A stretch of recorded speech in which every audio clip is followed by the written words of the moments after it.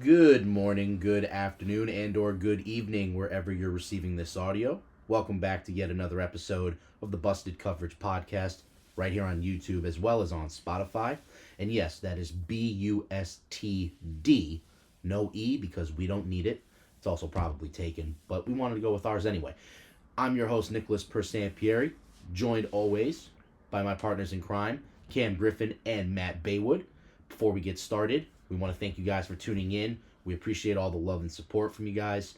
Make sure you guys leave a like, subscribe to the channel, follow us on Spotify. And once again, if you're ever in traffic, if you're bored at work, put us on, man. I think you'll enjoy some of the content. We offer a wide variety of sports content. And speaking of content, Matt is serving as our moderator today. We have a ton of topics to go over. And with that, Mr. Baywood, go ahead and take it away. Let's get into this episode, man. All right, cool. Thanks, Nick.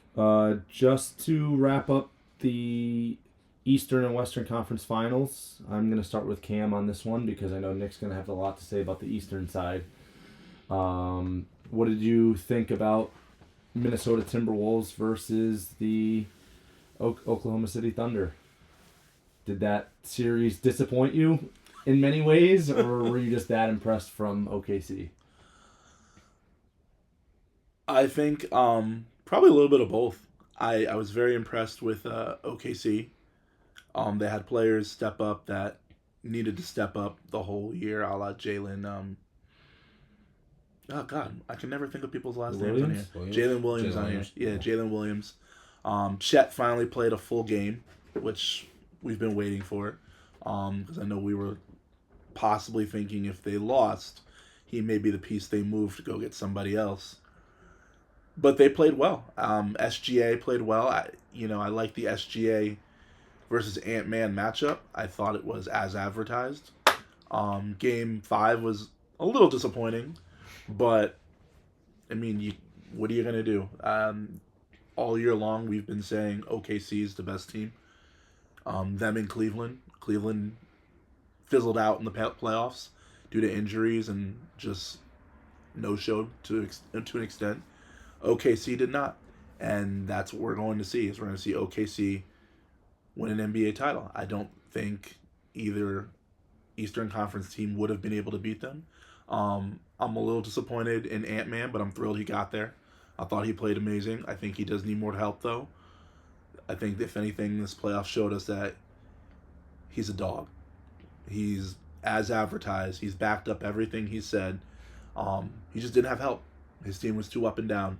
And I emphasize team part of being up and down because they made trades to help him.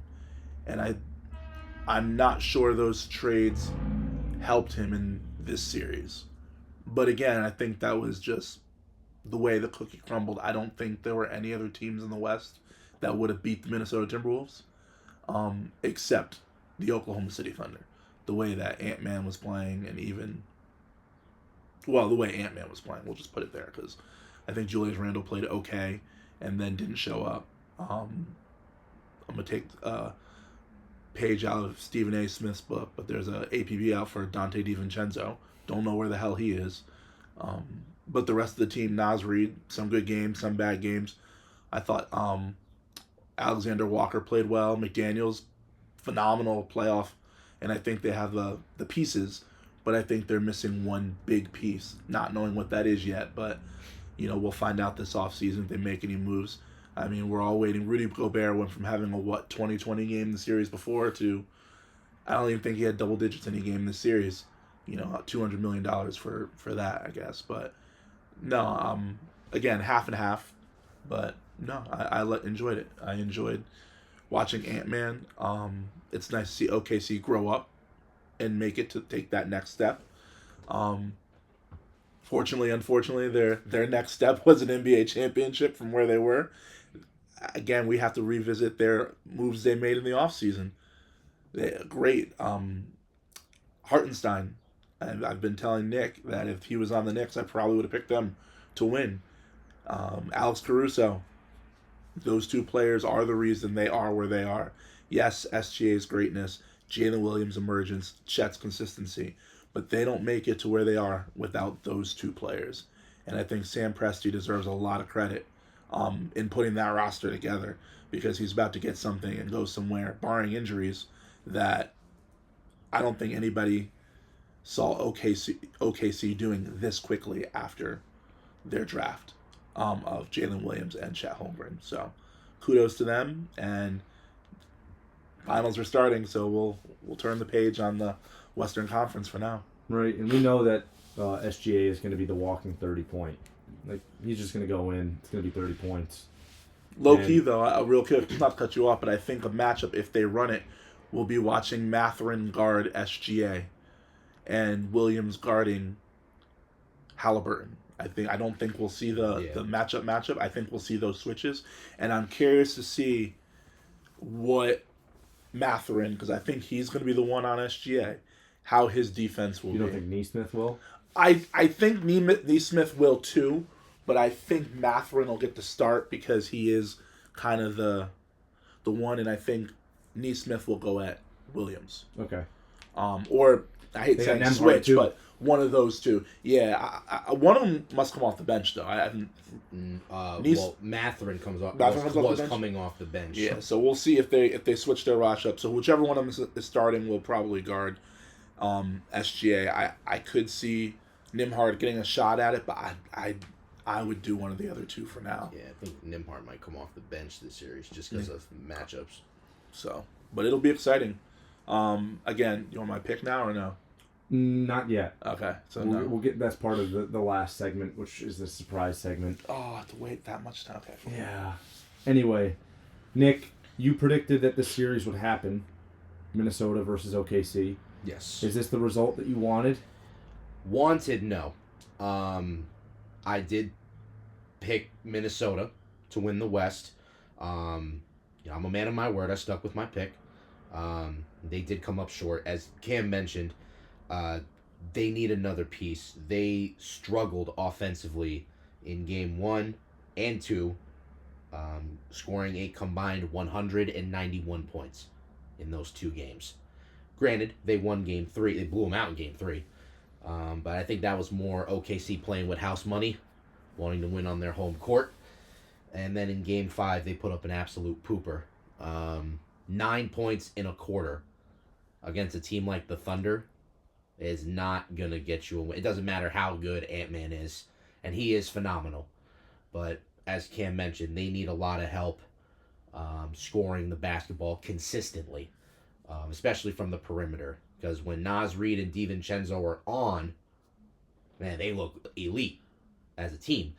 But when you don't get that production, whew, boy, whew, smelly. And this smelly, is smelly. The first two series of the NBA playoffs for Minnesota is like Julius Randle looked like the player that we all thought he could be. Yeah, Randle had a great postseason overall. Yeah. And there were games against OKC where he was great, but they stymied everyone else. And you mentioned they got SGA is a 30-point per game MVP. Williams can get you 25, 30 points. Lou Dort can score 20 points. And defend. And ain't no child support divorce court there. He's in the NBA Finals, so he's getting extra money to pay that bill. He's going to be NBA champion. That's right, yeah. Chet Holmgren has improved mightily. He's really living up to his potential.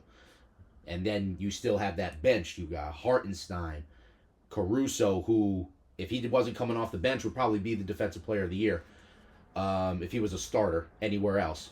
I mean, shout out to Mobley. He earned the award this year, but if Caruso, he is that heart and soul, that gritty player coming off the bench. Even Wiggins and all these other people are just producing. They're 8, 9, 10 deep, and like Cam said, it's going to be very difficult for either Eastern Conference team to just consistently score the basketball against the Oklahoma City Thunder. I know we're going to get into that in a little bit. Yeah. Hint, hint. But, yeah, I mean, congrats to OKC. They proved that they were the best team in the West regular season and went, number 1 seed and have handled their business impressively. For Minnesota, we'll see what happens in the offseason. I don't expect them to falter and decline. I think they'll be back as long as they get some pieces. So that's where I'll leave it. I want to throw some love out there to OKC real quick. If you look at their team, and you mentioned it, I didn't even think about Caruso for Defensive Player of the Year. If you have a guard under 6'6" who is really good, they have 3 players, and that is what? 3 times 6 is 18.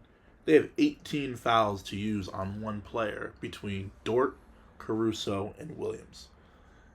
Their depth has been outstanding. I know we've watched, and Lou Dort's guarding the best player, and then all of a sudden he switches on to Jalen Williams, and then Caruso comes in and it's lockdown defense, and you really can't get away with who SGA is a solid defender, but he's not a great defender. You can't get away with those screens. They don't let it happen. And I know depth is a question about the team we'll talk about later today, but if you look at the people on their roster who play, they go about 10 deep and will play 10 deep in a game.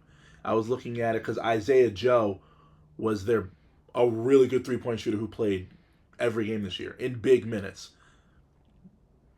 6 minutes. Yeah, he barely played. But went 4 of 4 from 3 when he did. But that's who he is. He's their three-point shooter.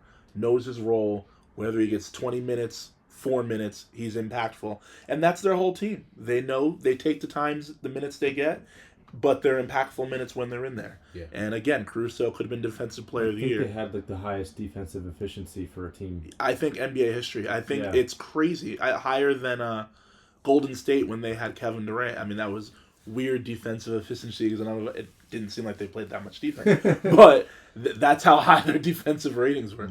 Real quick, I just kind of off topic, but do you guys? It might have been a few days back. The Morris brothers were on First Take trying to say that there were no great teams left in the playoffs. Yeah. Or whatever. Might have been at the start of the conference finals. Yeah.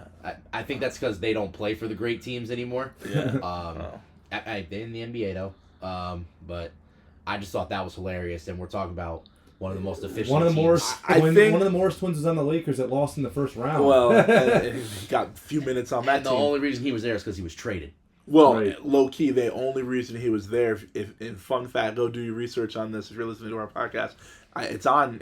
Someone said it live on TV. The only reason he's there is because he's friends with Luka, and if they traded him to LA, they feel Luka will stay because he's there, and LeBron likes. That's the only reason he was not officially part of the trade. Because one of the Morris brothers was on the bubble team. I didn't think the other one was playing in the league, to be honest with you. I don't know. Yeah, I can't. He's just not in the league. It was really funny. I don't think he's playing. It's hard to tell too. Funny, he wasn't on First Take either until he got pulled on from the set. I mean, go back a few years. I think it was the Washington Wizards when one of them played on the Wizards and played terrible, but then all of a sudden the script flipped and he ended up playing really well. And they were talking about, oh no, his brother's playing, not him. So identical twins. Funny, couldn't tell. Yeah. But no, I don't know if you would say OKC's a great team if you're thinking traditionally with the iconic superstar. I understand. I think that's probably what he's trying to say. Which we didn't have when your Luka's, LeBron's, I guess we could say ADs. ADs, Jason Tatum's, when your first team traditionally players aren't there. Yeah. Yes, SGA is first team there. But when you think first team All NBA, those players aren't going to be in the finals. I think that's what he's thinking. SGA earned it this year, so that it is what it is. But there's also very little experience on that team when it comes to its youth.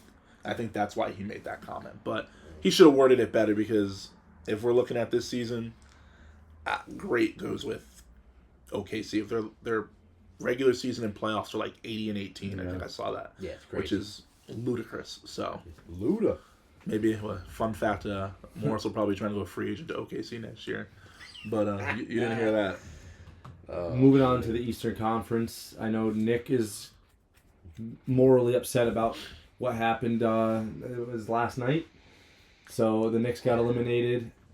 I'm gonna let Nick take this in any direction he wants to take it, but I want to lead with just a quick question. Do we need to start talking about Tyrese Halliburton as being the clutch player of the playoffs? So, there's a movie out called This Is the End. And there's a quote from Jonah Hill after basically, he interacted with a demon, and he said, something not that chill happened last night. Something not chill happened last night for the New York Knicks. I was with a friend last night. We were watching the game, and I said, this is the biggest game potentially in the history of their franchise. It's a history-altering game for the Knicks franchise. Because if they won, you could argue they win Game 7 in the Garden, and now all of a sudden they're on this rise where they're going to go to the finals. Maybe they're just one piece away. Yada yada, right? But the way they lost last night, and if they lost, coach is getting fired, new pieces, they might blow this roster up in a couple years. It could be a slippery slope downward, and this is going to be a very, very important offseason for the New York Knicks. They played terrible. Simple as that. The turnovers, the points, they showed a stat.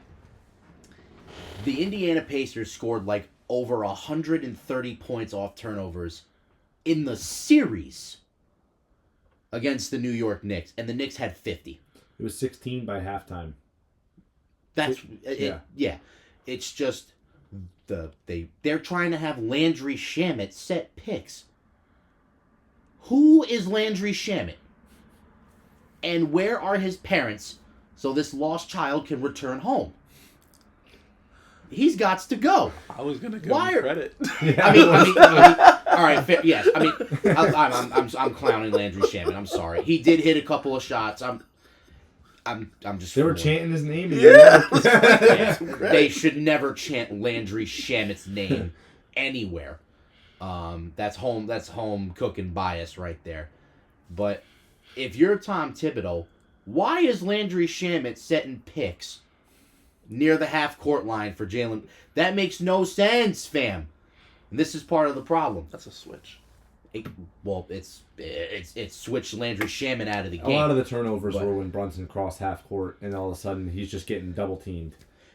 Brunson plays like a 2, but he's forced to play point guard because if he just pounds the ball the whole possession, there's no ball movement. But he's too small to be a 2. Because he's 6'1.5".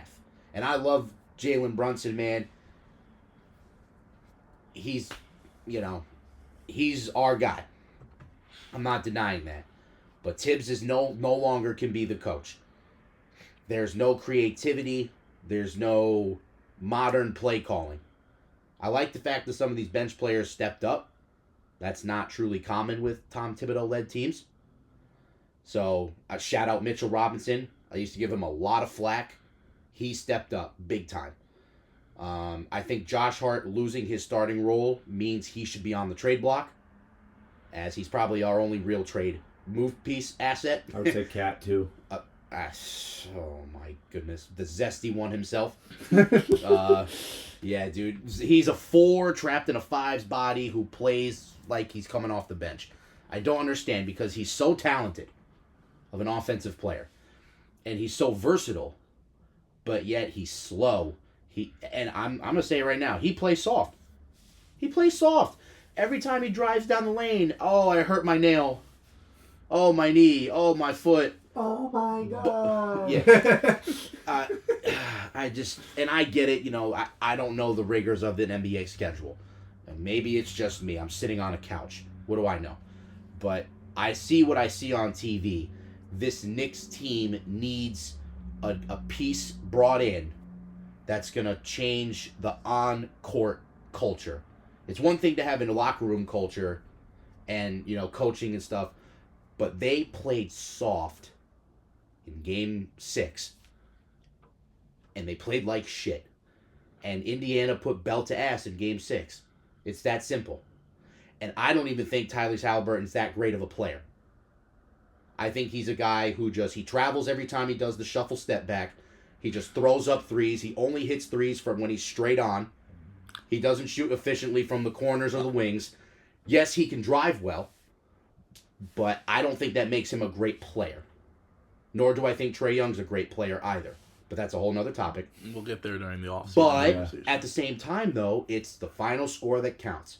And when Halliburton's got 25 and 14, that is undeniable. And Spicy P played his ass off. Once again, showed why he's a champion. The Pacers did what they needed to do.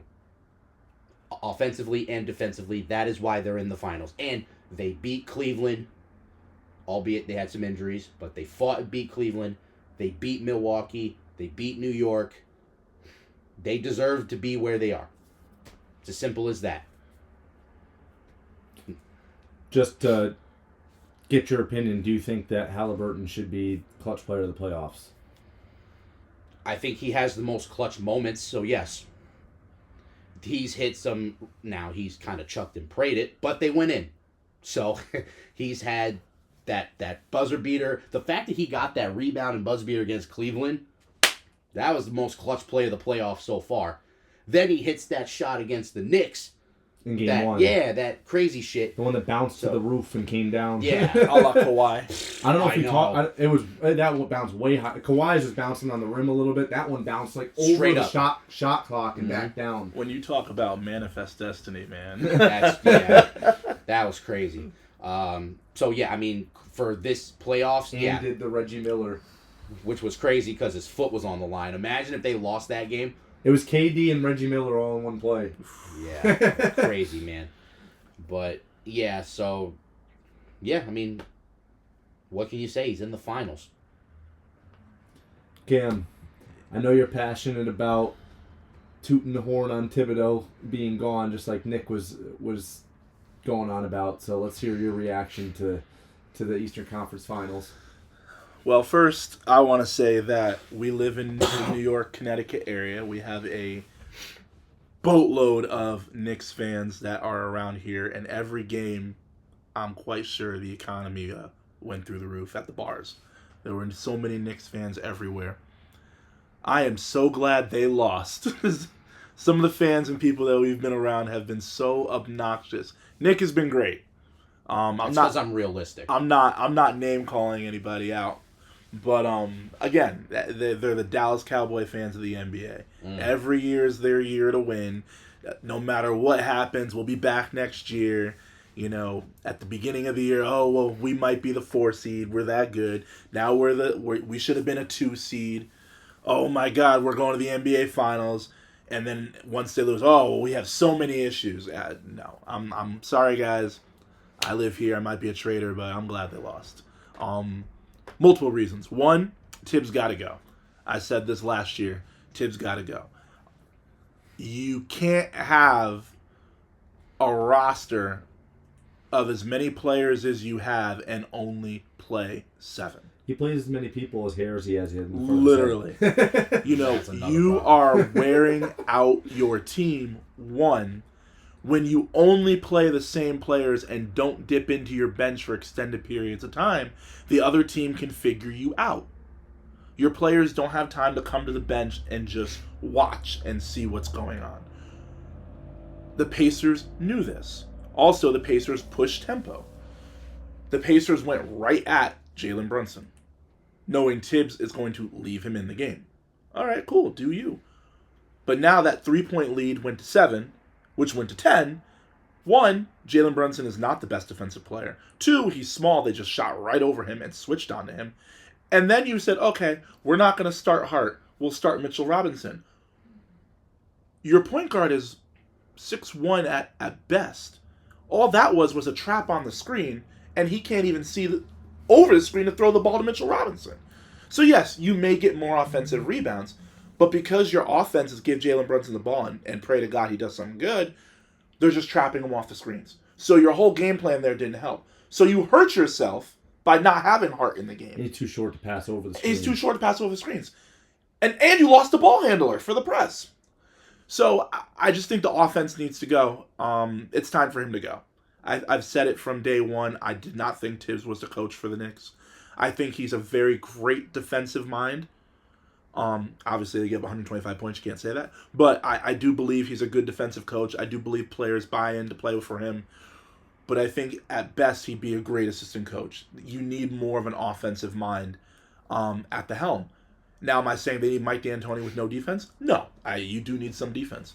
But I think there's some coaches out there who lost their jobs that probably shouldn't have lost their jobs, who would be more, or you know what? Let me say it this way: who'd be ready to take the Knicks to that next level. Already has taken a team to the next level. Yeah, I think the Knicks have got there. They've plateaued with Thibodeau. The offense is, to be honest, awful. I think they need something different, and if you're not going to change your personnel, which I think they are going to change some pieces, but if you want to keep the big four in the starting lineup, your Brunson, Anunoby, Cat, and Mikal Bridges, if that's what you want to keep with your four, then you need to figure out who's going to be your fifth. You need more offense. So I think that you need a bigger 6'4", 6'5", better ball handler. I don't want to say a Halliburton-ish kind of player, but you need somebody who can handle the ball, take over that point role, and move Brunson to the 2, which is where his natural role should be. And I'll go crazy on it. I think Mike Malone or Jason Kidd. I think those are the two best options there. I personally would love to see Jason Kidd there. I think it'd be a great story for him. Is he done in Dallas? Yeah, I believe he's left. He's leaving Dallas. Even if he's not, go get him. Yeah. I think this is him. Well, he feels hurt after the whole Luka thing, supposedly not knowing. I don't see him staying in Dallas. He could, but he would be my pick to see out there. He would be a great pick because he's got the defensive mind and he lets the offense cook. And if you look and see how Luka and Giannis have developed under him, and not even just Luka and Giannis, the players around him that he's used and made. I mean, Brook Lopez is relevant again. I mean, this dude revamped his career and started shooting threes. Yeah. But he's under J. Kidd. He's done a lot of other things too, and he's a champion. So I think you bring that champion mentality into it at a younger youth age, it'll work out. In terms of the Knicks game, the series, again, I don't think Tibbs used his bench enough. I was going to give Landry Shamet some credit and saying, hey, when he goes in the game, he makes an impact. At least at the 3-point shooting. Maybe the schemes they use, I don't agree with him setting screens at half court for Brunson because you're just going to switch that screen. So it doesn't make any sense to me. But I'm not Tibbs. I don't know what his philosophy was. I don't blame Shamet because that was the play call. But I think he needed to use his bench a little more. I think it was the game they won. Precious came in and had some very positive minutes, and then we didn't see him again. Landry Shamet came into the Garden and had some positive minutes in their game, and we didn't see him again until this game, who I think shot 4 of 7 from 3, and in a team that struggled to score. So I don't think Tibbs has made great decisions. I think he got them there, and now it's time for somebody else to take over. I hate saying it this because he got screwed too, almost a la Mark Jackson and Steve Kerr. The team is there. It's ready for someone else to take it over the hump if they feel that this roster, as presently constructed, can do what it's supposed to do. I think they're a piece away, but the pieces that are going to be free agents this year are going to involve moving multiple players from your current roster. So I know free agent, but you still would have to move multiple players to fit them in. Because, example, if they went out and got Giannis, well, he needs to be traded. But we'll use Giannis for example. I don't think you can have Kat and Giannis on the same team. Because you're either putting Giannis at the 5, which,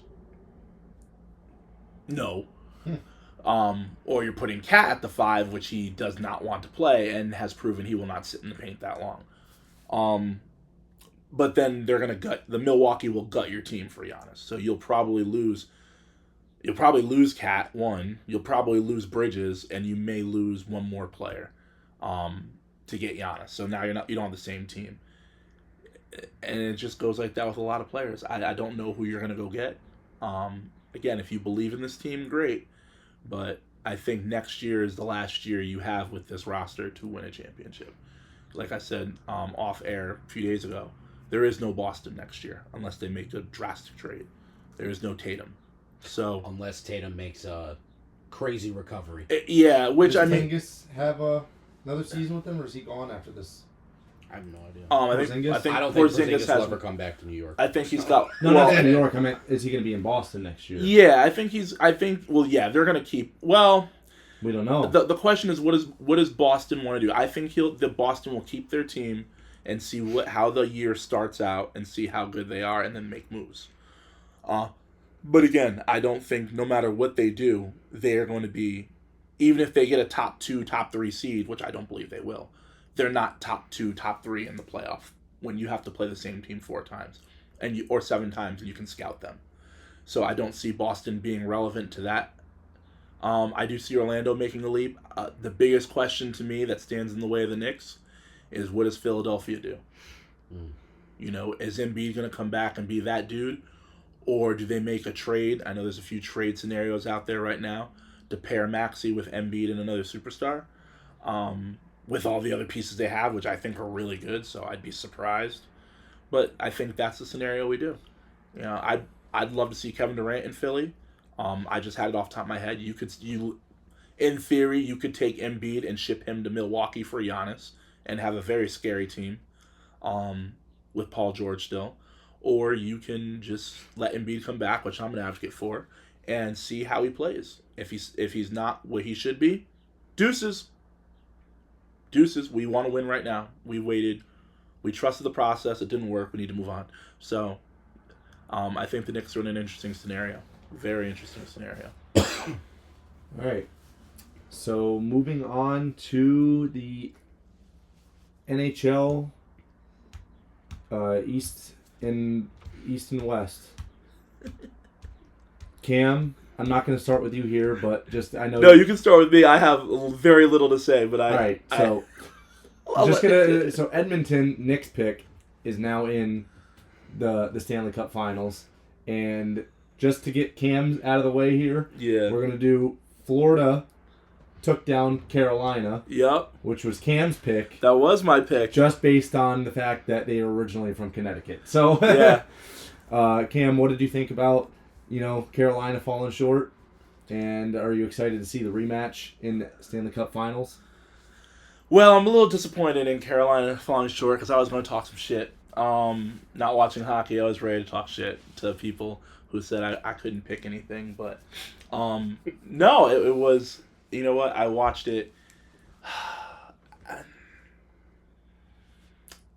They couldn't score. I mean, Nick and I were watching the games together, and every time we turned around, it was like 1-0. Okay, cool. Turn around. 3-0. Wait, what? What just fucking happened? Like, it literally, we just turned around for like 1 second. Looking at the last two games, 5-2, 5-2, 6-1, too, right? Did they say 6-1? Oh, sorry, hold on. I said 5-3, 3-0, 6-2, 5-0, 5-2. We were watching, and I just couldn't grasp the concept that they just could not score. The Yankees were playing the Pirates every literally, night. it was literally like, I mean, I'm sure last night. Anyway, look, that's a sore subject right now, which I'm glad we're not getting into. Yeah. My Yankees, but we'll get into that another time. But no, it's just, you know what? I know that I said a while ago, and I stick to it, that I did want to see more hockey, more goal scoring in hockey, because I think the more goals, a few more goals more would make it a lot better. I didn't think one-sided like that. It was going to come at the cost of me picking a team. Florida listened to that. Florida listened to me. Carolina did not. But no, you know what? I think this has been a very cool postseason to find a team, support a team. I will definitely look more into hockey. But yeah, no, I was a little disappointed that I guess, were those considered blowouts to the extent? Yeah. A few kind of yeah, a few like blowouts. three goals or more. Yeah, that we had you got quite a few in the series, and I don't know hockey that well to an extent, but I don't feel if you're losing you should be picking fights. I know you want to hit the other player, but it's kind of.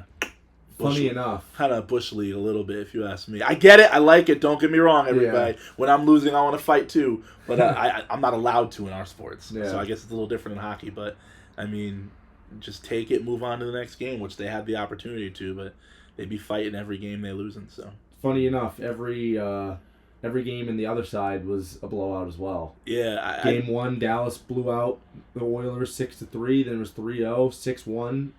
4-1 and 6-3. You know, and I think that's the part about sports that we get, and I know at some point we'll get into it. And these are both three, and then I Stanley Cup will be both 3 seeds.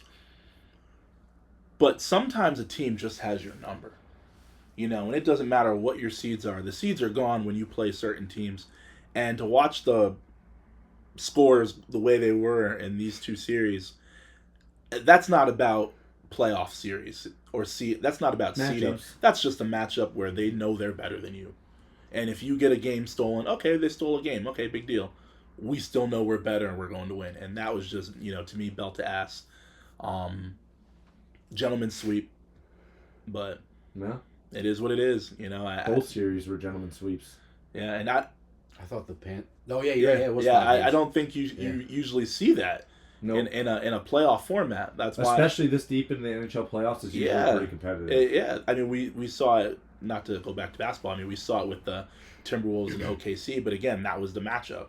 I mean, hell, last year the Stanley Cup Finals went to a Game 7. Yeah.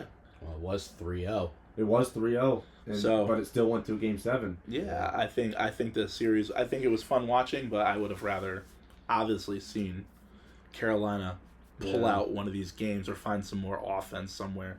And it's not they didn't have opportunities. We were watching; they had plenty of opportunities to take advantage of them. They just couldn't do it. Well, they got their number. Nick picked Edmonton to make it to the finals and win the finals. Yes, so sir. We'll hear later on in the night if he's still confident in that or if he's gonna, toss his down payment down on it. But we'll see about there. Nick, what was your reaction to both sides here? I know that it was pretty one-sided on both. Yeah, I mean, I actually expected Dallas to be a little bit more competitive with Edmonton than they were. I think Edmonton was just dominant. They had one uncharacteristically bad third period in Game 1. That 6-3 game they lost, Dallas scored 5 goals in the third period. Yep. That they just played one uncharacteristically bad period. And then they went 4 straight games and whooped that ass. So, also, one little nugget fact that I did some research on. Connor McDavid averages, I believe they said it was like 1.65 points per game in the playoffs. That is the 3rd highest number of all time, trailing only Wayne Gretzky and Mario Lemieux. When he gets in the postseason, he's already one of the best players in hockey all around. And he's one of the greatest playoff performers ever. And he's very young. And they were also showing he had I forget what number, bursts of 22 miles per hour or faster on that motherfucker flying. I mean, think about it. People are running 40 times at 22 miles an hour, and this guy's doing it on ice. Yeah, so, I mean, I think Edmonton, at least against Dallas, they were the more talented team. They have, in my opinion, the best all-around player in the game, in Connor McDavid. And this time around, they have home ice against the Florida Panthers. Whereas last year, I know we had a little nugget, Florida was up 3-0 against Edmonton. Edmonton roared back, but Game 7 was in Florida. It was a very closely contested Game 7. Florida came out on top. They won their first championship. I know we said we were going to wait for another segment, but I'm actually going to put it in now. I am going to double down on Edmonton winning the Stanley Cup final. Don't ask me how many games, because I'm just excited to watch them all. But I think when all is said and done, Connor McDavid will finally get his cup, and Edmonton all the way. No, we're live. Make your bold pick. Make your bold take. All right, fine. Bold take. Matt, you too. On the series? Yeah. We're talking about the amount of games? Yeah. I think Edmonton's going to take it in 6. In 6? I'm trying to make a I'd be glad if it goes to... I'd be happy if it goes to 7. I'm not betting that it goes to 6, but I think that it's only going to go 6. I think Edmonton just means business here. Florida's just so good that they're going to get at least 2. More than likely 1 on each set of ice. They're probably going to take 1 at home and steal 1 in Edmonton. So, but Edmonton is just roaring through these playoffs. They're pissed off about last year. So What you got? Connor McDavid, Larry David, David Letterman. No, I'm just kidding. Oilers in 5. Oilers in 5? No, I'm just kidding. Oilers in 7. Okay. But if it is 5, Oilers in 5. Either way, Edmonton, baby. Edmonton. Hell, I might even become an Oilers fan just because of I've invested in this team. I've watched this team. They've also made me money. So that helps. Because, my Flyers be sucking that booty. But yeah, Edmonton. I'm loving this Edmonton team, the way they play. This is going to be a fun series. I can't wait. Sure. I'm sticking with my pick. I just feel it in my bones. Edmonton. All right. Well, we wrapped that up. We got Edmonton. I'm not sure what Cam thinks. He might just be excited to watch it. If he's going to listen to the hockey people in the room, he should pick Edmonton. Look, I've listened Carolina. to you all. You know what? If we're going to lose, let's lose to the NHL champ, Stanley Cup champ. So I'll go with Edmonton, too. All right, cool. Anyway, Cam sparked my imagination this past week, stealing my own topic. So I'm just going to piggyback off that. Cam sort of led last week with can anybody be a professional athlete? And I think the Olympics is the perfect way to show that anybody can be the best athlete in the world in a way. However, do we think, and I'm going to start with Nick on this, do you think that Olympic athletes should be paid? We understand that they do get paid when they are a medal finalist. I think it's $37,500 for a gold medal in the U.S. A silver medalist is $22,500. By the way, that's how much I paid for my Honda Civic back in the day. And a bronze medalist gets $15,000.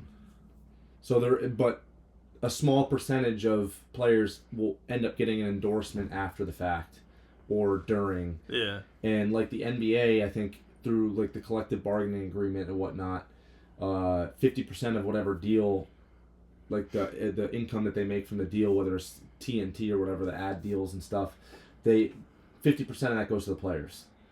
So we all know these networks are making a fortune on the Olympics, being that it's broadcasted everywhere. Understood that it's a worldwide thing, but it could be a pot that's made at some point, or everybody's home country gives them, but specifically U.S. because we can't control anywhere else. Mm-hmm. Do you think that they should get paid after the trials? Once you earn your spot on the Olympic team or in your like gymnastics, whatever sport you're doing, Nick, do you think that they should be compensated for that? Can I ask a question before Nick does it? Paid by whom? Your country or? I would say either the country or the network. So get revenue from you? Yeah, like okay. the like news channels and whoever's covering the Olympics are getting. Okay, so should you get a piece of that? Yes. Okay. Sort of like NIL. Okay. But yes. Oh God, with this whole NIL thing, no. I can understand, yes, why you can make an argument that they should be paid, because they're a name and image and likeness, no pun intended. If they're competing at the highest stage, now are we considering the Olympics professional? Right, because we've seen amateur athletes. I think that's what I think he's just saying. Should people in general be paid at the Olympics? The Olympics are a way for amateur athletes to show what they have. Technically, in my opinion, the highest stage, you're competing against the best in the world. Yeah. So anybody. Yeah. Because it could literally be. It could be the dude walking down the street. Yeah. It could be anybody. Yeah. I mean, personally, yes. Now, the logistics of how or whom pays them, whether it is a percentage of revenue from networks, Olympic committees, Team USA in general, however they can figure that out, I would just like to see a plan in place first. I just don't think because NBC is broadcasting gymnastics that what the hell's her name? Simone Biles? Yes, Simone Biles. Sorry, Simone. I don't mean to insult you like that. Please subscribe. Simone shouldn't just get paid because it's on NBC. Right? I don't know if that's fair to the networks unless they're willing to pay that out, because, like you said, they're making so much money just from broadcasting it that they don't really care. But I do think Olympic athletes should get paid. The rigorous training they put in. Some do it for the love of the game, obviously. But, I mean, seeing that type of compensation for their hard work, 4 years of dedication, just to be able to get on stage to compete, especially for, the boxing, for example, those are amateurs. They're not considered professional. And shout out, we have Ali Feliz from Danbury, who had opportunity to go to the Olympics this past summer, declined it in order to go pro. Now, that's his choice, but if he's got the opportunity, he should be getting paid. That's just my opinion, whether he's amateur or pro. If you're in the Olympics, get your bag, dog. Get your bag, get your medal, come home a hero. Everybody wins. And I guess I want to stress this next point, too, is that a lot of the sports that are in the Olympics are amateur level. Like, you're not seeing, like, compared to the NBA, the basketballs and the soccers, there's a lot of sports, like even rugby, that don't get paid nearly close to the amount as, like, a professional sport. But the Olympics generates, like, $5 billion in revenue, which is where this question is being derived from. So just keep that in mind, Cam, when you answer. No, I was going to say, I think it's hard to say. When you look at the U.S., or you look at some of the bigger sports out there, and we'll take basketball because it's the one that, one of the biggest complaints with other sports and basketball is basketball players make too much. Their CBA is one that I think every sport should look at and see how these players have worked it so they make a lot of money. Should they be paid? Them simply showing up, whether they play or not, maybe not the payment from the NBC, we'll use as an example, but the endorsements they'll get from Nike. Example, when the Olympics were in China, all these players had to do was show up, and that they made millions on the back end. What they made to be paid to play, I mean, they probably donated it, to be honest, but they're making money on the back end, and I think that's what it is for basketball. Track, you can be a professional track and field athlete. And swimming, I believe, is the same way. Do you make the money? No. There's a pot that you can win, but is it $10 million? No, it's light. It's probably around 1.5. Or a couple $100,000 per meet leading up to the giant pot. So the Olympics is your endorsement. But when I look at should certain athletes be paid, I think about it this way. If we take an athlete and we plop them in another country, will people know who that person is? In that case, I think they should be paid at some point, because we'll use Simone Biles. Arguably one of the best Olympians and gymnasts we've seen in the last few years. If we put her in Greece, are people going to know who she is walking down the street? Yeah. Mm-hmm. What does that mean? That means a whole nation is probably watching her, trying to see, let's check in and see how good she is. I think when you have those iconic players, it's hard to say they shouldn't get a share of revenue. In sports, team sports, it's hard to say you shouldn't. In any sport, actually, individual, it's hard to say, especially if people are tuning in to see that person, which, let's be honest, depending on the time difference for us, we tune in to see certain people because we may not want to be awake at 2 o'clock in the morning when it's played unless that person is playing. I remember when Greece was here, when the Olympics were in Greece, I believe, I don't know the time difference off my head, but my mom worked for GE at the time, and they were sponsoring the Olympics part of it, and she had a book this thick of what times every game was and who was running and everything, and I had to be up at god-awful hours to watch. Mm-hmm. But when you pick a player or you pick a team and you want to see it, you do what you need to do to make it. That's why some hours are better and have higher ratings than others. Sydney McLaughlin this year, give that girl her due, should have been Female Athlete of the Year for ESPN. She captivated a world. Ran times that we hadn't seen since Jackie Joyner-Kersee. I just think you got to find a way to network share. You gave the number $5 billion. It's not going to kill you to give someone $2-3 million, especially when they're not making that. Even if it's not even millions, even just like something. Yeah. You know, and I get it again. You get endorsements. I'm sure you're getting a Nike. Not everyone though. Only like 1% of the people that go to the Olympics get endorsed like that. I was going to say this way. I'm sure Nike's. They're flipping the bill on a lot for you to get to the Olympics once you make the team. Yeah. I understand that. Maybe it's a sponsorship, not an endorsement. But I do think a very hefty, almost I would say a thank you to get people to watch your network. Yeah. You know, would be due to some of these players because again, I believe the Olympics are home on NBC. Yeah.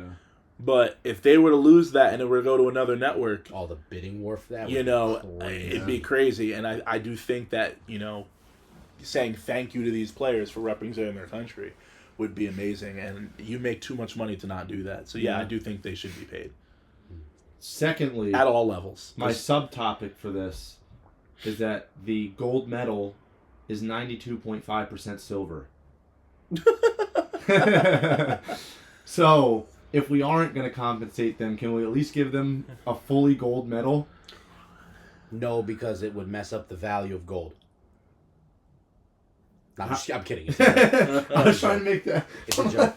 I mean, how do we feel about the 92.5? Like, it's a 90% silver medal that you're getting as a gold medal. Painted gold. Yeah, it's just like pretty much. It's just like it's enough gold to keep its color. Yeah. Well, I think in terms of going straight gold, probably way too expensive to make, one, and two, heavy. But if you look at the amount of gold medals they're going to need, that's a lot of gold. Well, you can make it 14 karat. It doesn't have to be 24 karat. It doesn't have to be pure. It could just be 14, which is a mix of.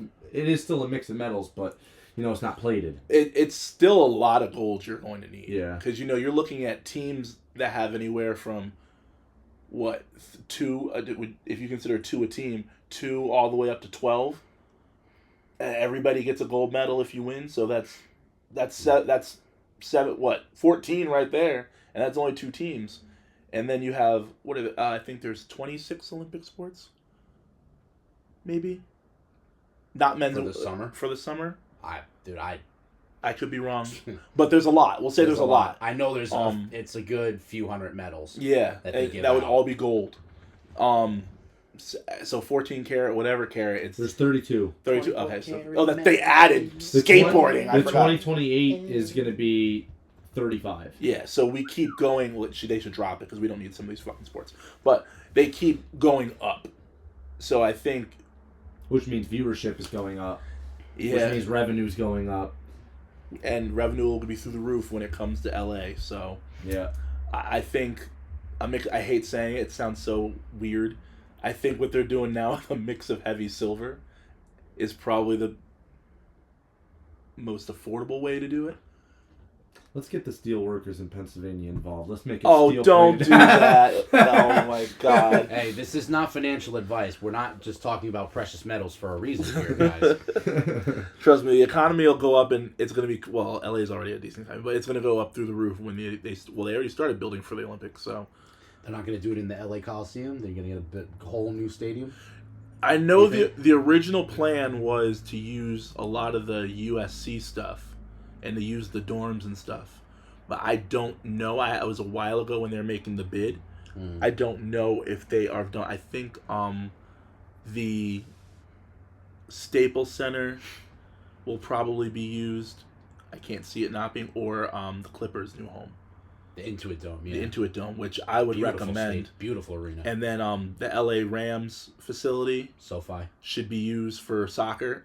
If they're smart. But then again, you'll need multiple fields. So I don't know how they will interpret. They got a couple soccer stadiums in California already. I think... I don't know if they're big enough.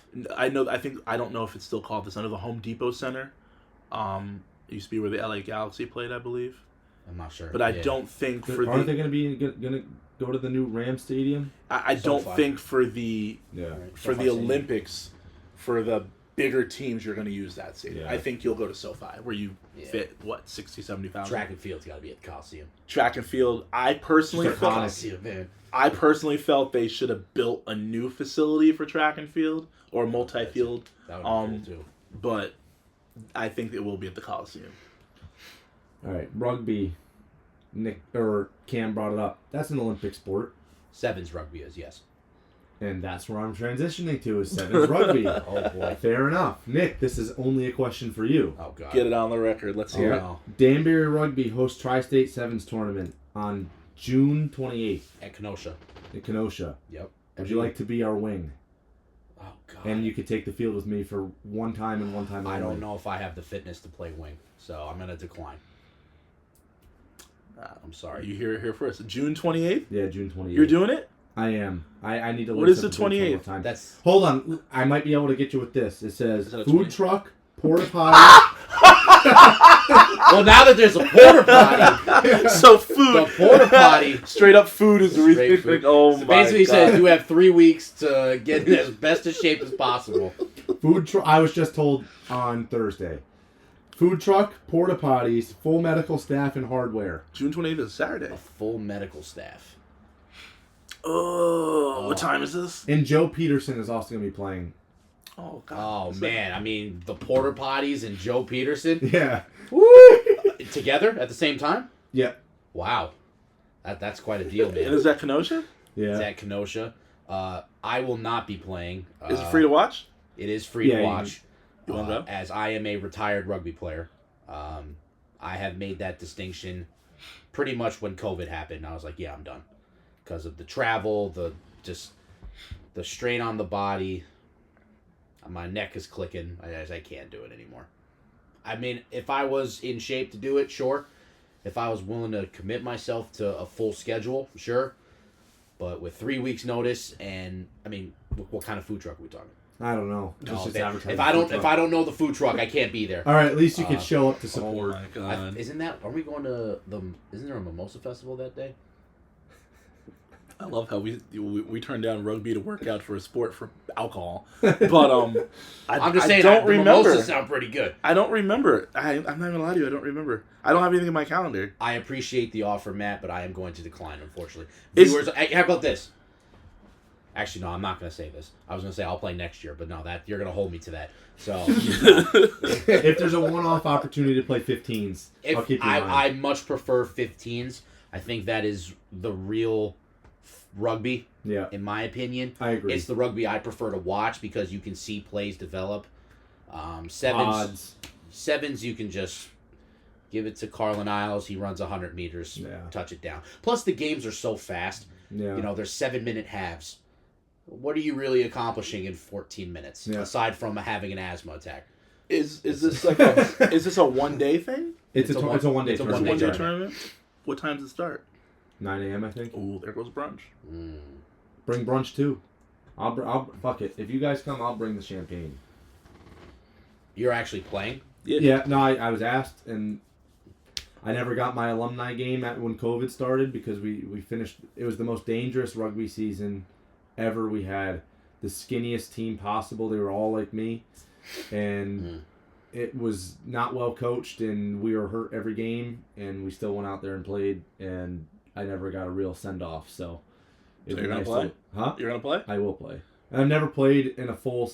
I have played in 1 sevens tournament before. Almost scored, but I gave it to Austin, and I didn't want to shoot the boot at that time. Oh, that would have been your first try? Yeah, it was disgusting. Yeah. Notice how I knew that? But, they said that they were going Or to they fill it make with you do mustard. They said they were going to fill it with mustard, mayo, and beer. Oh, that's disgusting. no, What's that? it's just beer. Usually you're supposed to drink it from someone else's shoe. Yes, it was. Yes, just but beer. they said that they Y'all were want going to to. explain what that is? Shooting the boot? Yeah. Yeah. To Well, people who may not know. so, the boot shoot, or shooting the boot, usually you're supposed to put it in a glass that's shaped like a boot. It's called Das Boot in Germany. But, because, rugby players are psychotic, we pour it in our shoe. AKA your cleat that you just Or your wore. boot, or your cleat, yeah. And you're supposed to just chug a beer out of your shoe. I'm not going to say where I played college, but when you scored your first try, or when you were a new player, when you shot the boot, you drank from the person next to you. So you guys would swap shoes, and you would drink out your friend's shoe. And Cam knows damn well that is not flying with me. No, I've said it. Or, if you refused to shoot the boot, you had to run a naked lap. Which is what I had to do. There you go. You ran a naked lap? It wasn't fully naked, but yeah. Oh, when I played, it was fully nude. Yeah. Yeah, I didn't do I made the either, reference. because I I made the never- reference several shows ago. Matt is very OCD, so you didn't see my face because you can't see our faces. When he said shoot the boot and described what it was, I looked right at him like, I know the hell you didn't do that. So, Hell no. I had lint on my face today, and Matt was freaking out that I wouldn't move it. So shooting a boot, not happening. Nah. That's funny. Well, you don't have to do either if you don't go. No. But good times, man. It was good fun. But yeah, unfortunately, I am a retired rugby player, so I'm excited to watch this. I'm gonna go check it out. We'll go check it out. bet. All I right. don't think I have plans right now. So June 28th.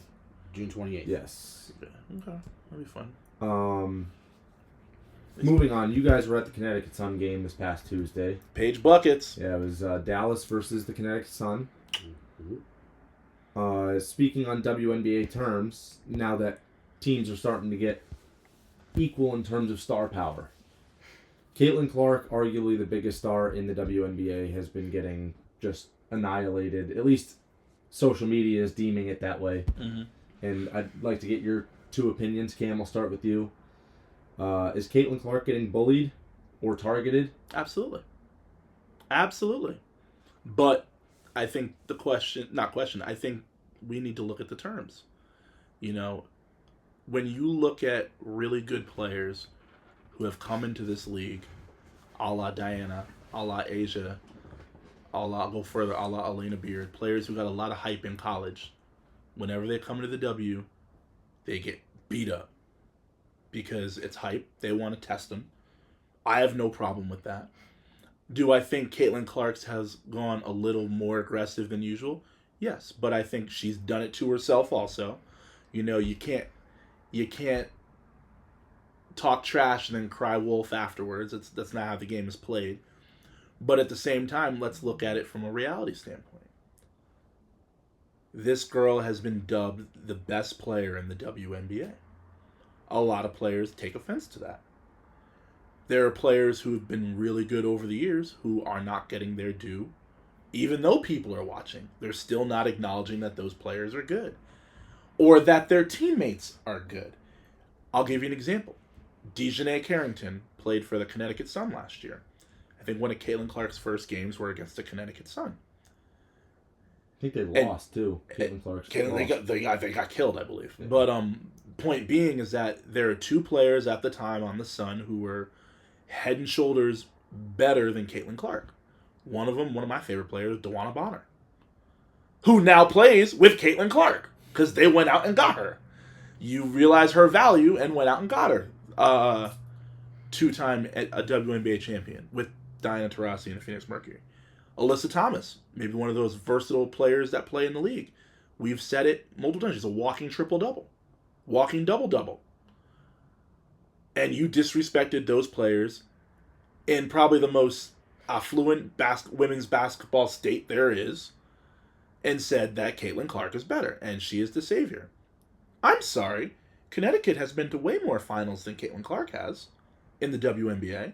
So why are we disrespecting these players? DeWanna Bonner is a two-time champion. She is actually the most playoff wins in the league right now. But we're going to overlook that for somebody coming in. So I think that's just one example. A lot of players have been pushed off on, and I think they're taking their frustrations out on Caitlin Clark. And do I agree with the excessiveness?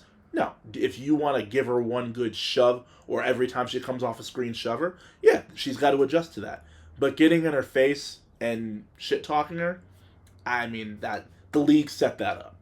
The league did that to her, and unfortunately, that's not going to change anytime soon. Because on the flip side, and I'm not going to compare it as much, but look at Paige Beckers.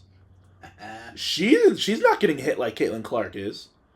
Angel Reese isn't getting hit like Caitlin Clark is. Well, she does it to herself, but like they're not getting hit. Paige Beckers may be the next most famous person coming in the league since Caitlin Clark. I know it's only a year later, but the hype is there. But she's not being disrespected like that because you didn't put the hype on her. We know she's great. We know she has potential to be better than Caitlin Clark, the way she plays her position. But because we didn't deem her the next, she's not being as tested as much, and she'll develop in her own time, which is already looking really good based off the game we went to. But yeah, Caitlin Clark's definitely being targeted, but W did that to her, so they set her up. Nick? Oh, sorry. I leaned back in my recliner seat. Real comfortable. I guess we may have to get uncomfortable seats for this. Real comfortable. Yeah. It's my Macho Man impression. Shout out Bob's Discount Furniture. Hey, facts. Shout out to Bob's. Anywho, question was, is Caitlin Clark deliberately being targeted? Or bullied. Or bullied? I think she is being targeted, for sure. When you carry the target on your back, when you are the face of the league, whether by choice or by force, you are targeted, for sure. I have no problem with them playing physical. I have no problem them playing a little scrappy. I think it's good for the league for them to do that. Just don't make it personal.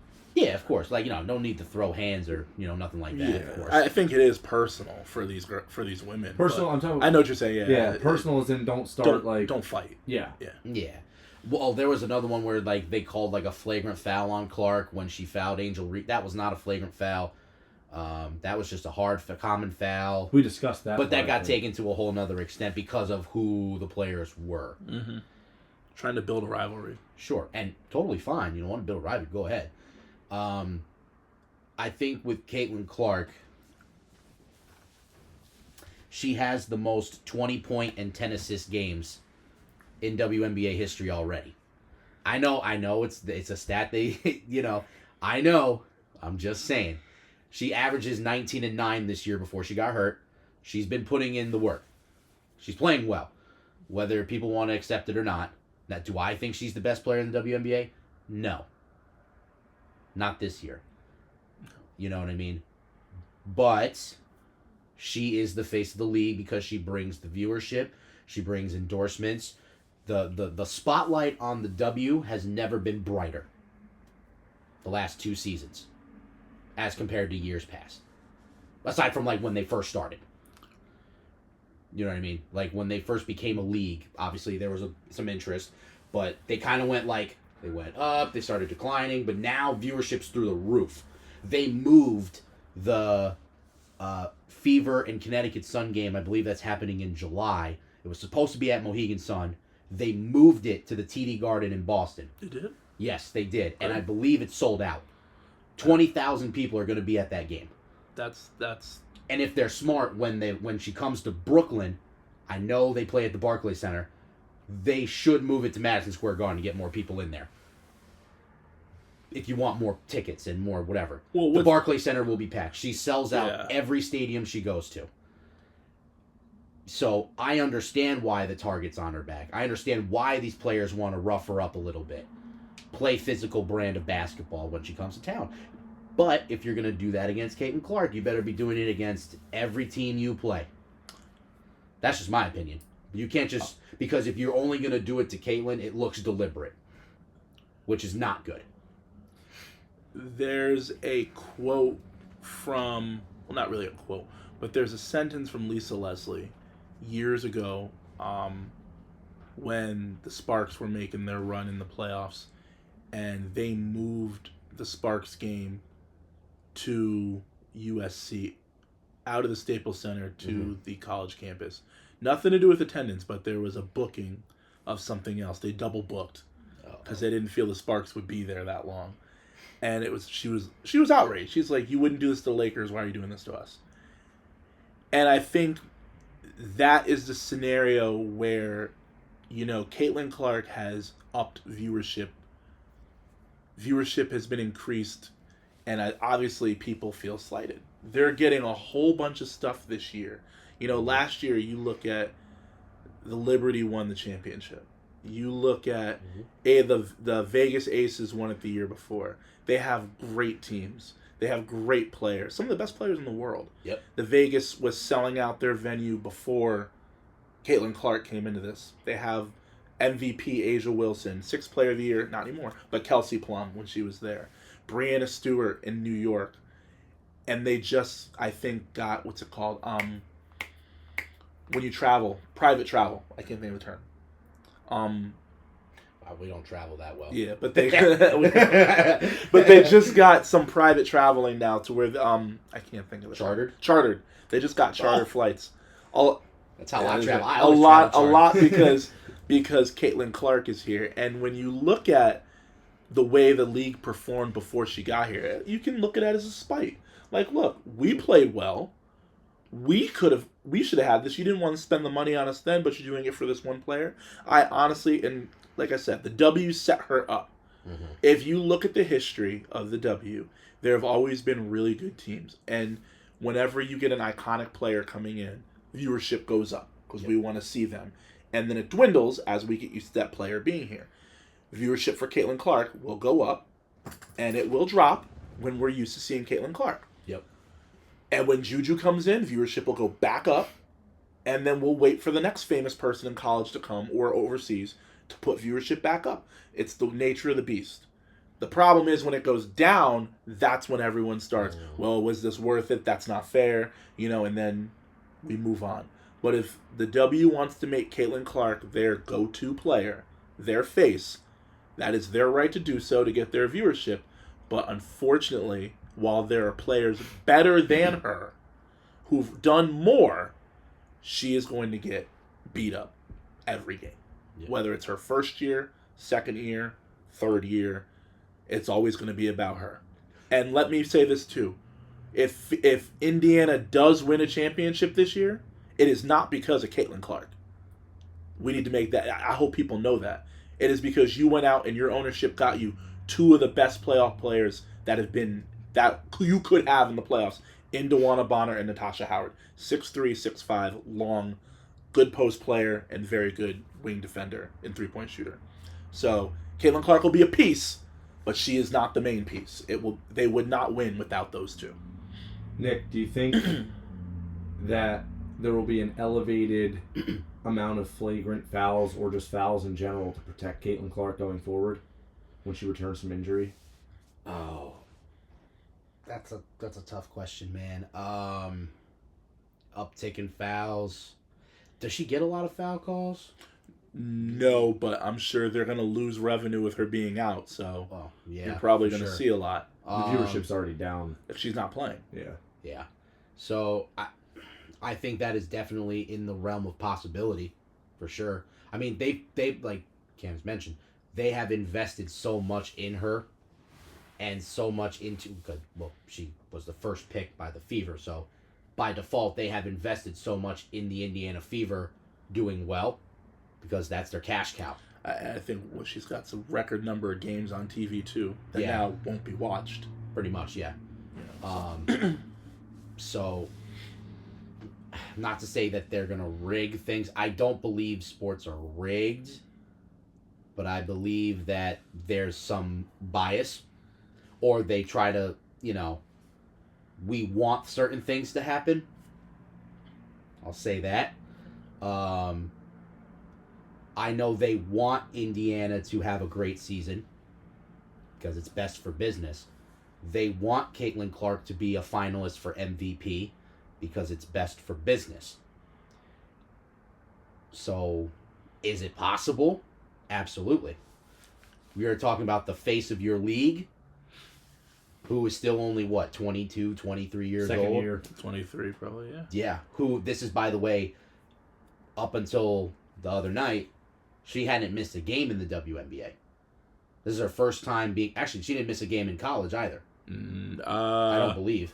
I think she missed since one. she was a starter or whatever. No, I may have missed one game. I think she missed one game. But still, this is someone who regularly is on the floor. It was concussion protocol, too. Yeah, something like that. So, for the sake of their business, it might be considered for sure. Do I think it matters in the end? No, because I don't think they're the best team. I played basketball when I was in Georgia with a former referee of the NBA. And one of the things he said was we made a comment about LeBron. And he just looked and smiled. And I remember he said he gave LeBron, I'm not name dropping, I'm not going to say who it was, but he gave LeBron, I think LeBron fouled out of the game. and he got a phone call from the league office the next day. Now, he had to justify why he did it, and he said he did, but was told it is very strongly recommended that they take a very good look at those fouls to make sure they are fouls. A la, don't call 5 fouls on the face of the league right now, or who we are trying to push. So, do I see Caitlin Clark getting some, I hate saying it, because I'm not a fan of the way SGA gets fouls. Do I see her getting her free throw attempts going up? She becomes a free throw merchant. Yep, because I think that when she gets touched now, oh man, she's going to get the foul. Now, some of them I think she'll earn, but I think more often than not, the refs in the league will err on the side of caution and give her the foul call. Because right now, your two biggest must-see players that people are tuning in to see are not playing. Paige is out, and so is Caitlin Clark. Both on hard plays. So right, we're gonna see some things change when Caitlin Clark comes back, because I think she's gonna miss about 6 games. Yeah, it's like 2 weeks. Yeah, it's like 2 about weeks. 2 weeks. Yeah, she's gonna miss about 6 games, which is probably about 4 or 5 are gonna be nationally televised. Yeah. So yeah, I think the refs are gonna get a little memo saying, "Look out for this. Look out," yeah. or "We want you to call this. Call the hand checking." May not be a player specific. It may just be, look, I know you let the game go, but make sure you call hand checking or call the illegal screens. Right. And if a player gets hit in a certain way, review it and call flagrant. We need to take it out. She cannot get hit like that. So. All right. Yeah. Well, transitioning to our next topic here, we've had mega stars in just about every sport, and some things that get overlooked other than around the time of the NFL honors when they give out their Walter Payton Man of the Year for, off the field, whether it's donations or just giving back to the community. I don't think that there's a big focus on that as a whole, and I'd like to, take some time to discuss how important it is for these athletes to even meet with I would say not necessarily the less fortunate, but people that, you wouldn't expect somebody to go out of your way of that caliber for. So we've had, Serena Williams. She's known for being huge in the community. LeBron James has been given, whether it's not his time, but he has foundations and he's schools, he's a billionaire. Not that means he owes anything to anybody, but the fact that he goes out of his way to do it is admirable. Russell Wilson, J.J. Watt, in the world of WWE, John Cena, notably huge, especially when it comes to Make-A-Wish Foundation. He's done the most Make-A-Wishes. Cristiano Ronaldo, he's huge in the community. What kind of impact do you think that makes on even just an everyday person's life? And I'm going to start with Cam. What do you mean everyday person? Like, somebody reaching out to you, like, let's say, I'll just say, just because LeBron obviously is one of the richest people, if he comes out to your community and he gives to your community, even though he didn't grow up there, he just either caught wind, just wanted to pick a random town, visit. How do you think something like that, whether it's not even donating money, but even just visiting and mentoring, just even for a day, how much that impacts somebody's life? So it's really funny when we look at communities that are helped to an extent, and I think it's awesome.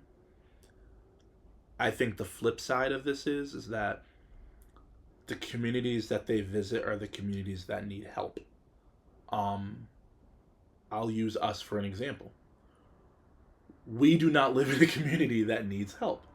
So, unfortunately, the chances of us meeting one of them is a lot slimmer. They'll either, when they do come to Connecticut, they go, unfortunately, another community that does need help, but they'll go to Greenwich because they have homes in Greenwich.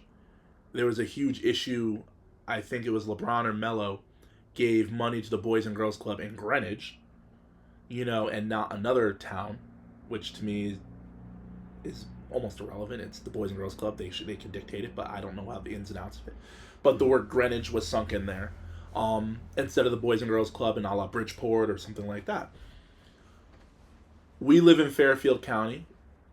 Yes, we have great towns, but we have some slummier towns. I'm trying to find the right word to use. Some slummier towns too. Lesser towns. Well, they're slums. Some of these towns are slums, my guy. You damn slums. But top 10 dangerous places. But but that's the reality situation. I think it's great. If you look, the other flip side is you look where some of these athletes are coming out of. They're coming out of those places. Yeah. You know, so for them to turn around and help their community, I don't think it's expected, but it's amazing to see. I love when they go back and they do stuff. It's a great feel-good story. Unfortunately, where we live and the communities we're from, we're not in the most affluent, but we're in a well-off community. We don't see that unless it's an athlete from here who wants to just do a little more. But we're not in a situation where our towns need it or get it. So it's a little different perspective coming from us, as opposed to somebody who might be in Bridgeport, Hartford, New Haven, you know, the inner city-ish kind of areas at times, because they need the funding, they need it. We don't really need it here. We can go without it. A la pay to play if we have to. I remember they put that at the end of my senior year for some of the sports, and it was a big issue in talking about it, but it wasn't an issue the parents couldn't pay for it. Right. So for us, it's a little different.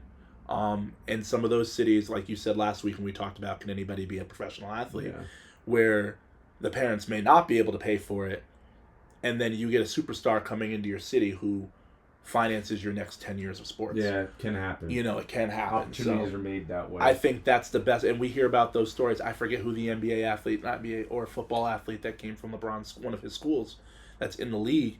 It's crazy, but that was an opportunity that he got because of what LeBron did. We hear about that college kids now all the time because of what these athletes are doing. Giving out more money to the college so boosters can fly here to see him. Coaches can be paid, you know, to go scout other places. So I think it's great. I just think you really have to look at where they're helping, because there's a lot of places that don't see the help. Right. And some places need it. And I think it's a split. I'm going to touch base on a couple of those things after Nick goes here. But Nick, how do you feel about, you know, giving back, and have you been personally impacted by? And stop leaning back in the chair. Dude, the chair is so comfy, man. He's getting in shape for the rugby. He's doing sit-ups. Those are crunches. I'm not playing rugby anymore. Athletes giving back to their respective communities, I feel like, is a requirement for a lot of athletes, whether they want to admit it or not. A lot of times, too, it's area will hold them accountable. And please forgive me for what I'm about to say. I don't mean this for all athletes, because I know a vast majority of athletes do it out of the kindness of their hearts. But there are some athletes that do it to boost their brands. So I'm playing devil's advocate. I do think there needs to be a place where athletes are giving back. I'd rather see athletes help build homes, or grab a shovel and help build a garden. Get the homeless off the I don't streets. care about you stroking a check. Any athlete could do that. Go paint a fence. Go, you know, build a stone wall. Go help, you know, with a playground at a inner city school, or whatever it is. Whatever it is. Come to the children's hospital. That's a big things like that. Yeah. Like, I would much rather see those kinds of efforts made. Or hurricane relief. JJ right? Watt. Natural disasters, yeah. Those to me, that makes the bigger impact than just stroking it. I mean, money's great. Yeah. I mean, I would love $1 million check to my charity if I had one. Don't get me wrong. You know, hey, I'm not going to say no to that $1 million. But at the same time, if I were a pro athlete and I just stroked a check to St. Jude's, I don't think that has a bigger impact than me going to that hospital and seeing those kids. Like, the joy you can put on their faces and in their hearts is more valuable than any check that I could write. You know? So, and like, you can't take money with you anyway. I wouldn't need all that money. I'd have enough for me and my family, and Hopefully I make the right investments so that it's generational wealth, so that my kids never have to struggle. And then the rest, sure, give what you want to give, but then go into that community. Yeah. Figure out what's going on, build a garden, do whatever, help build houses. That, to me, do it with your hands, not with your money. And that's where I was going to lean into with the next topic here, is that, like, John Cena, he probably donates money, but he's more known for going into the children's hospital and granting a... Are we sure? Because you can't see him. Topic for another day. Do. J.J. Watt, like you said, that hurricane relief. He's known for... I mean, hell, our own government's not necessarily, can't even afford to help repair, not to make this political at all, but just to help repair, North Carolina and states that are destroyed and decimated by these hurricanes. J.J. Watt has taken money out of his pocket to help rebuild those homes and make sure those families are still being fed. So athletes like that, like you're saying, you can't just write a check to a charity and expect that to be enough. Because charities can be shady. You don't necessarily know who you're dealing with. And like you said, you can go pour your money into, not only are you helping the people... Save the whales. Right. Not only are you helping people with building their house, but you're also helping businesses that are going into constructing the new house. People that need to pour the concrete. They got jobs. You're helping him out. You're giving him business. Or him or her, sorry. Giving them business. Framers. Glazers, the ones that put the windows in, roofers, electricians. Everybody. And then you're providing the house for people that are actually going to be living in it. And, they have plenty of money to do so. Are they required to? No, but I think, like Nick is saying, it would be more of an impact if you help them at an individual level rather than giving it to some mass charity that you don't know where the money's going to. I don't know if you have an opinion on that, Cam. Well, I think anyone can write a check. We can write checks. There's just more zeros after their checks. But it doesn't mean that it doesn't mean you want to. And two, it doesn't mean that you're doing it for the right reasons. And a lot of sports, we have, what's it called? Autism Month, Coaches versus Cancer, for cancer awareness. I know that's in a lot of sports, the Jimmy Fee Foundation. But you only hear about checks being delivered at those points. Kids being visited at those points. Natural disaster occurs. We cut a $1 million check. Okay, cool. But did you do it because you wanted to do it? Yeah. You felt obligated to do it? Or it affected your community? I'll go back. I know you mentioned J.J. Watt, Kevin Durant, when they had the floods in Texas. I'm a huge fan. He cut a check. I don't know if I know who I would go to. I think FEMA, but you can go wherever you need to with that. Yeah. But that might be a little difference as you can't get out there. But there's no bigger impact than, actually, I'll do this. I'll do one here. Katrina and hurricanes down in Florida after the flooding was gone. And you could see the houses, or after a tornado, and you see the stars walking through, looking at all the devastation.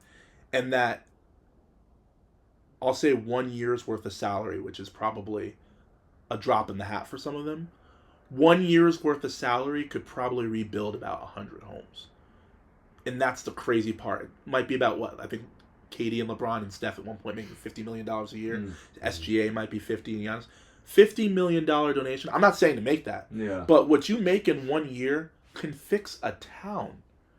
And I think if you go out and look at it, or go look at the scenario, go meet the kids in the hospital who don't get a chance to go to your games, only know you from the maybe 26-inch TV in the upper right corner of their room.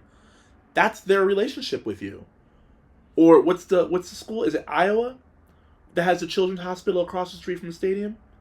Oh, the University of Iowa. Yeah. They have the children's hospital that overlooks and they overlook the stadium. They all do the wave. They do the wave. Some of those kids will never be out of that room. And that's their relationship with the school, the team, every few years.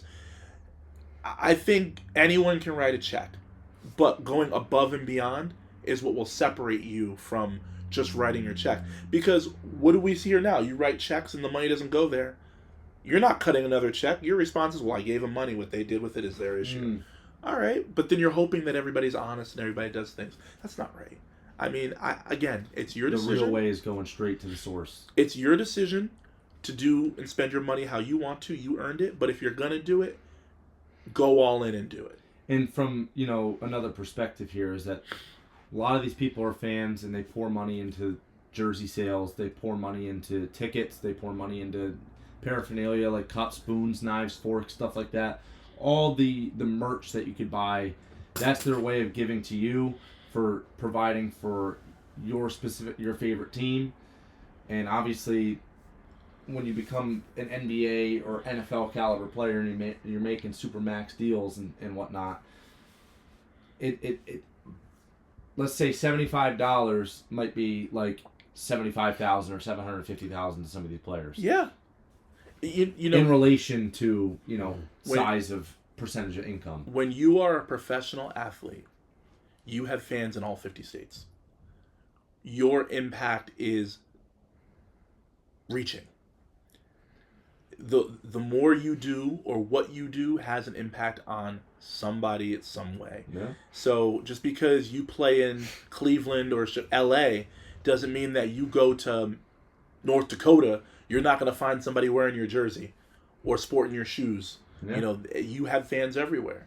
So again, just because we have issues on the East Coast, hurricanes, tornadoes, floods, not as many tornadoes, but floods, does not mean that your fans and your bottom dollar is not going to be affected if the East Coast washes out. Yeah. New York City washes out. How are Nike sales going to go? They're going to plummet. Yeah. And it's 13 million people. Yeah, 13 million people. Exactly. So, I mean, no, not saying New York City's going to wash out. Yeah, but, no. Nike store floods. Let's put it that way. Yeah. Happier than... They did make The Day After Tomorrow. You know what? That is true. That was a crazy movie. But my point being is that you have fans everywhere. So I would invest everywhere. It takes nothing to take 2 days. You have an off season. Unfortunately, disasters aren't rebuilt in a day. So maybe you can't visit in season. You can fly out and see it during the off season. And then what can you do to help? There's nothing more impactful than, let's say, Habitat for Humanity, when you see people who probably you didn't picture doing stuff, building homes, working on fences, cleaning up lots, doing the little things. I know when our CEO at our job does it, I'm like, what the hell is he doing? He shouldn't be doing that. But that's what that does for you. And to see someone at a much higher level do it, it just humanizes them. Because I think we put them on these otherworldly platforms, and sometimes we need to humanize them, that they're humans too.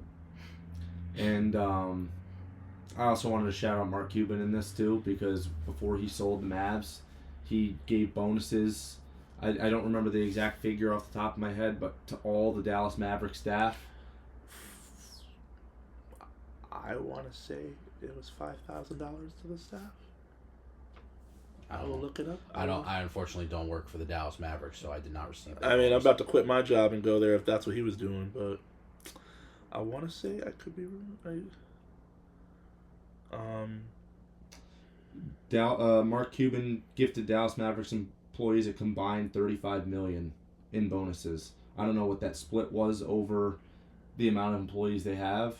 I think it was significantly more than 5,000. Yeah, I thought it was. But giving back to the people that help your operation run, and just note that you guys weren't overlooked before he sold the business.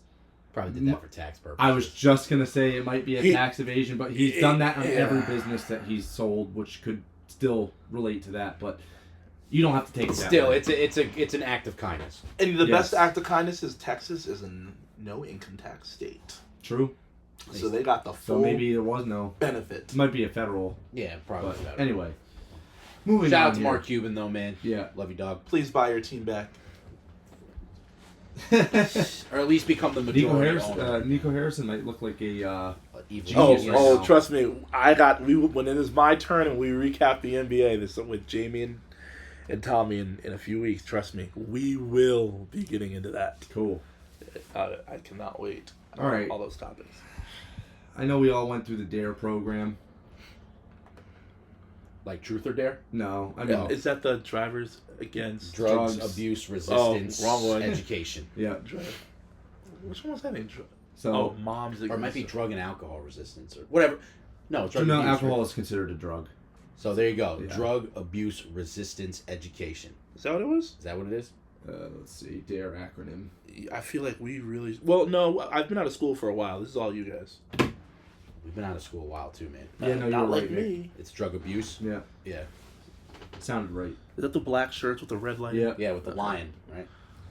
Cartoon So, lion.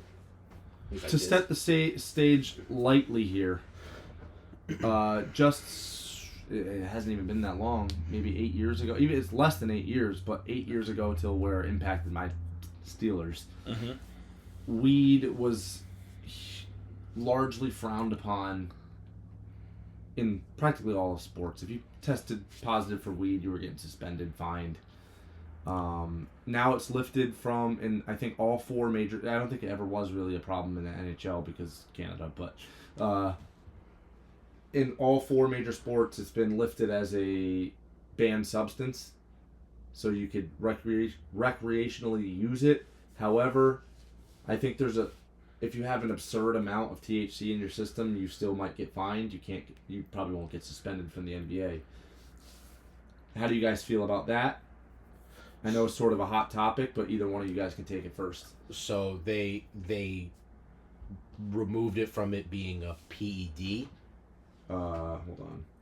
For those, a PED is a performance enhancing drug. For those of you listening.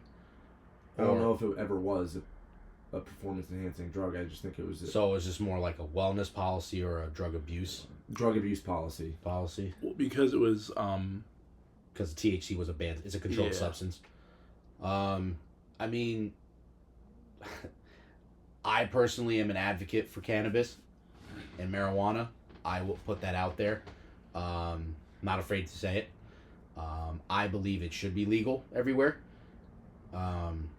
It's now permitted as long as the player is below 350 nanograms or milliliters when tested. 350 nanograms. I don't even know how much that is. What do I you don't know use? in terms of blunts. I don't know how many that is. I don't think I don't think you use nanograms to measure a blunt. But so or milliliters. or 'cause nobody- milliliters. Yeah, liquid marijuana. That's the new Gatorade flavor. It's gonna be straight. no artificial dyes. Yeah, sour diesel Powerade. Gonna hit shelves soon, man. April 20th, it's gonna come out.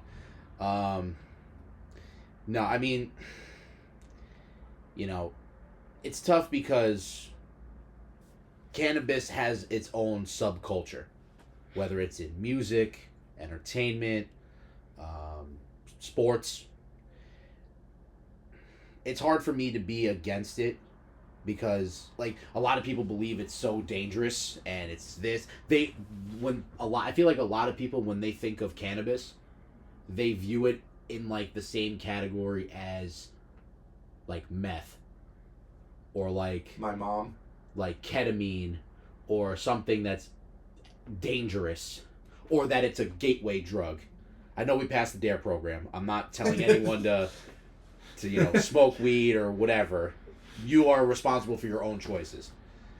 But I am of the belief that it is not as dangerous as it's perceived to be.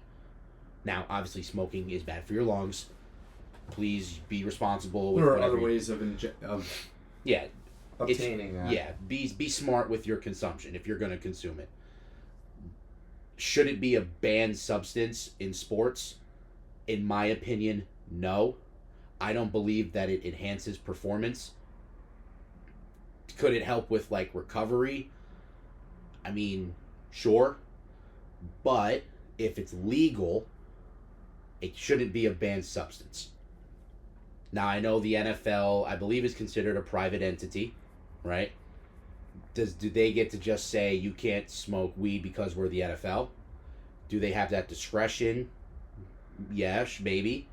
But in my opinion, if it's legal, like if you can go to the dispensary in your town and With no card. And no prescription or whatever, and you can get it over the counter Because you could say the same thing about Ozempic. You could say the same thing about any other over-the-counter pill or supplement or whatever.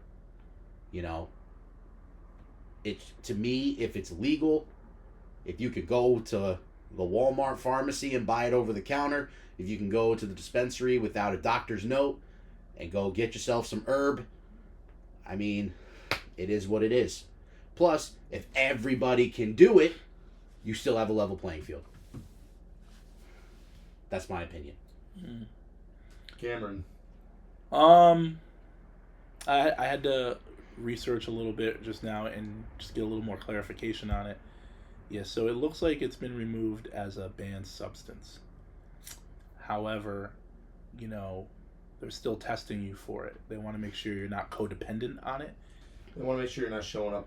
Yeah, so because it looks like if you test positive multiple times, you start getting fined. I mean, I personally don't care.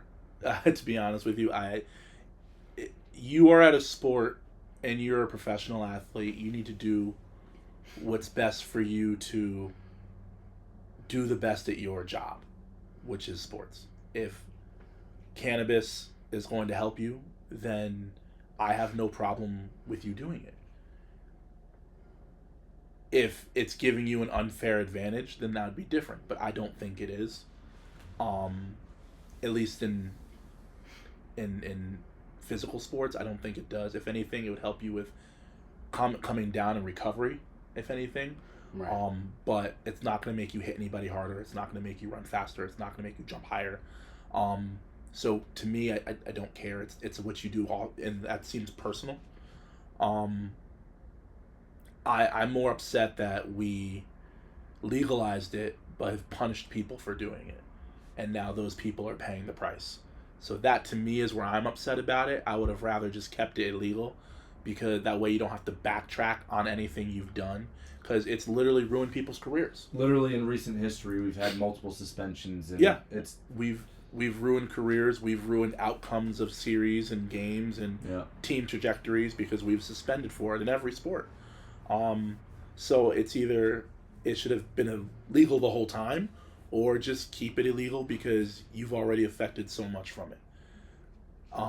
Again, I personally don't care either way. If you want to do it, great. It's your career, it's your body, it's your decision. If it makes you the best athlete, go for it. If it does not, and you still do it, then you take the consequences that come with it, which are there's always someone who could be better than you, so you may lose your job. It's publicized. Yeah, you may lose your job, not because you're not good, but because the person not doing it may be way better than you, and you're not doing what you. I hate saying it, but I'm gonna say it. He doesn't smoke weed that I know of. I'm sure he does, but we're not gonna go there. LaMelo Ball. Let's look at LaMelo Ball. You're really good at what you do, but you half-ass stuff.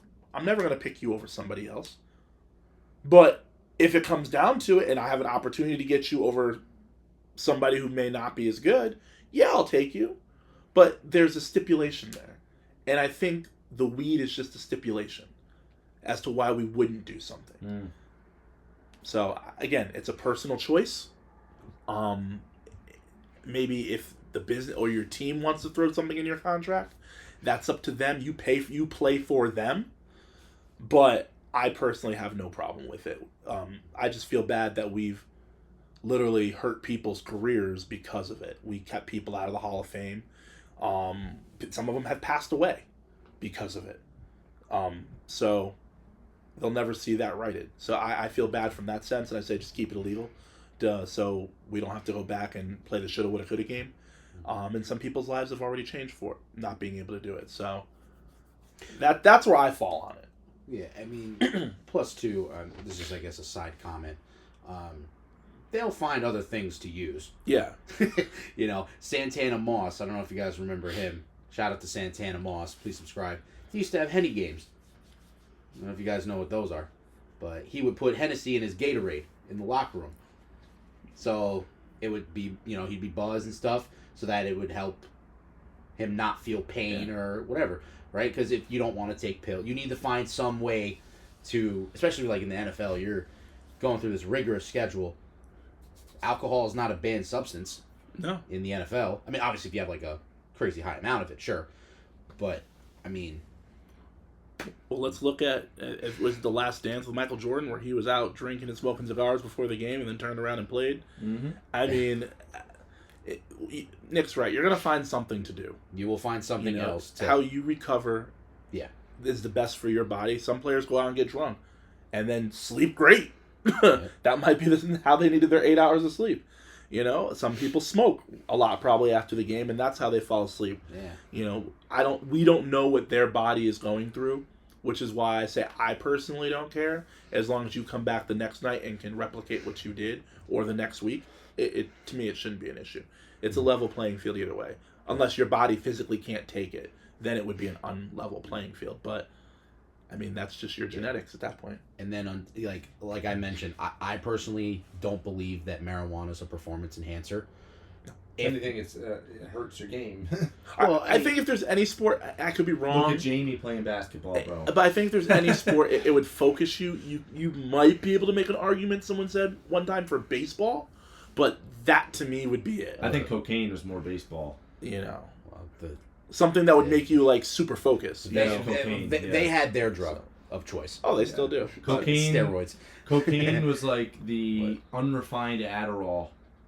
It was the street version of it practically, and they fine-tuned it and made it better in Adderall, and now it's prescription. To me, Adderall should be banned before cannabis. Yep. Because Adderall is literally a drug that enhances your focus. Yep. That is a performance enhancer because it improves your reaction time. It improves your alertness. I don't know if we hear about people taking Adderall, do we? Well, that's what I'm saying. But I'm sure there's more than a handful of people in the NFL that are prescribed Adderall. No, I think you're right. I never thought of that. Now, if they have a prescription, that's one thing. But wouldn't that be an unfair advantage? If it's doctor prescribed, I mean, I personally would say, well, physically probably, but if a doctor is prescribing it to you, I mean... Let me put it this way. I could say I can't focus and go get Adderall from my doctor. That's because you're just a smooth operator, man. You can get whatever you want. I wish we had music we could play that clips. You're smooth operator. Yeah. So moving on to the PED category here. Ooh.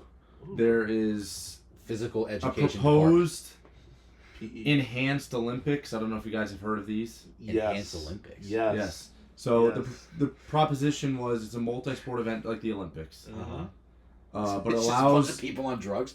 It's literally it allows athletes to use performance enhancing substances under medical supervision. Oh my God! So the key features are athletes will be able to use substances that are illegal and prescribed by a licensed doctor. This is so that Russia can get back in, isn't it? Weren't they the ones that got all the trouble for doping and all this other stuff? Yeah. It's always Russia, isn't it? Yeah, but well, let him finish. I'll let him finish. I'm sorry. No, you're fine. There's medical supervision, so that's hilarious. The enhancing drugs will be monitored by doctors to ensure safety for the athletes. Focus is the proponents. Enhanced games would be more safer than current sporting events where athletes might be using banned substances without the proper oversight. So in terms of... Oh my God. Yeah. And financial incentives is that the plan is to offer athletes 6-figure base salaries and $1 million for each world record broken. So fun fact. So the Olympics you cannot do any drugs if you're going to the Olympics. Yeah. So basically what this is acknowledging too is that there's a lot of athletes out there who are really good, but because they do or need certain things to recover, they are not eligible to go to the Olympics. Yeah. So it's not going to just be people on steroids at the Olympics. Dude. Or doing crack cocaine and then going out and playing a sport. Let's see who's going to bench 2,500 pounds. Some of them might, it could be a little bit of everything. I hate saying it this way, but, some male or females who are male or female, their levels are a little too high. They're not allowed to compete. They would be here. Some people who use HGH to recover, human growth hormones, they'd be allowed to compete. Some people who doctor cannabis, they'd be allowed to compete. So you might get a bunch of these athletes who would win the Olympics, but can't because of outside influence. They get their separate. They get their separate games on a level playing field with other people that are using like the same. Bunch of people walking around like Conan the Barbarian. Well, actually, you know what's funny? We shot put. We made this analogy. I think. Oh my 50 god! yards. I'm done with both of you. No, we made this. We made a separate Olympic analogy week 3, I think, when we touched on the transgender or stuff like that, and said they should have their own. Well, not the same route, but kind of the same way for a different group of people. But yeah. So it's not unheard of for separation in sports. But everyone's gonna watch because you're gonna out a whole bunch of athletes. It's the best steroids versus the best steroids. Who's got the better steroids? Let's see. Who's got the best shit? Let's see who's on steroids. That's the first question. We need to get some of that Brazilian steroids. Yeah. Well, that's the stuff they put in racehorses. It's got agave in it. Acai berry. Terrible. Have you ever tried ayahuasca? Russia's pouring diesel in theirs. I want to see the sponsorship for this. So that was more where I was going to that. So I don't know if you actually this stuff will put down a bear, but it'll also make you run really fast. Yeah. Yeah. Imagine some guys on.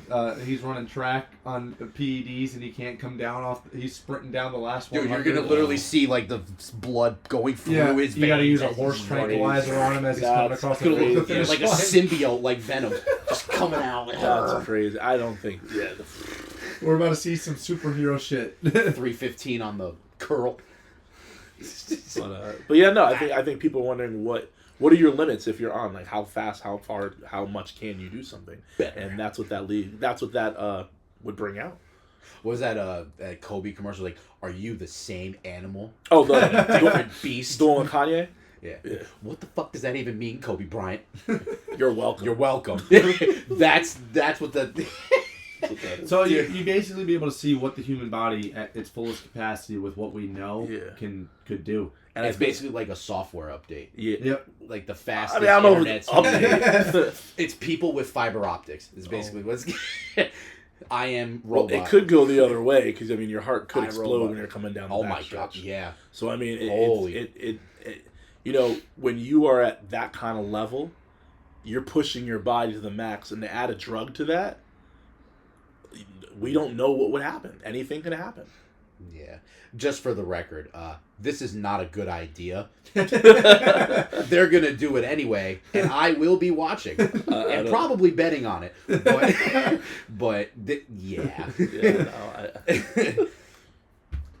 All right. That's crazy.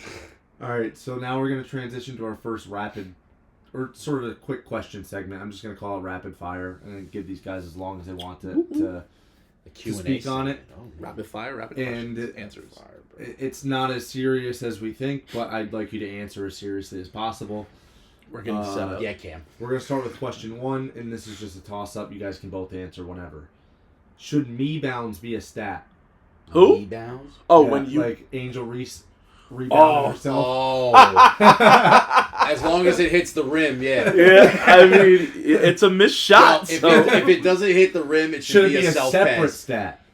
No, we don't even keep track of the right stats half the time. No, we'll keep track of you bounds. I think it's just making fun of it. Yeah, no, I don't keep track of it. Learn to shoot, Angel. Golly. No, learn to make a layup. You don't got to shoot. Just make the damn layup. You got 3 people that are a foot shorter than you, and you still can't make it. Oh my god. Should Tom Thibodeau try Just for Men or just let it go? Let it go. Let it go. Let it go. Let it go. His bald ass has got to go. Will Michael Jordan be a successful commentator? He's signing up with NBC this upcoming season. Ooh. No. But I will say this.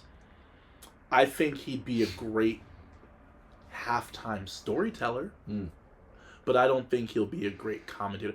Almost because we've never heard him in game scenario. I think he's going to take it personally.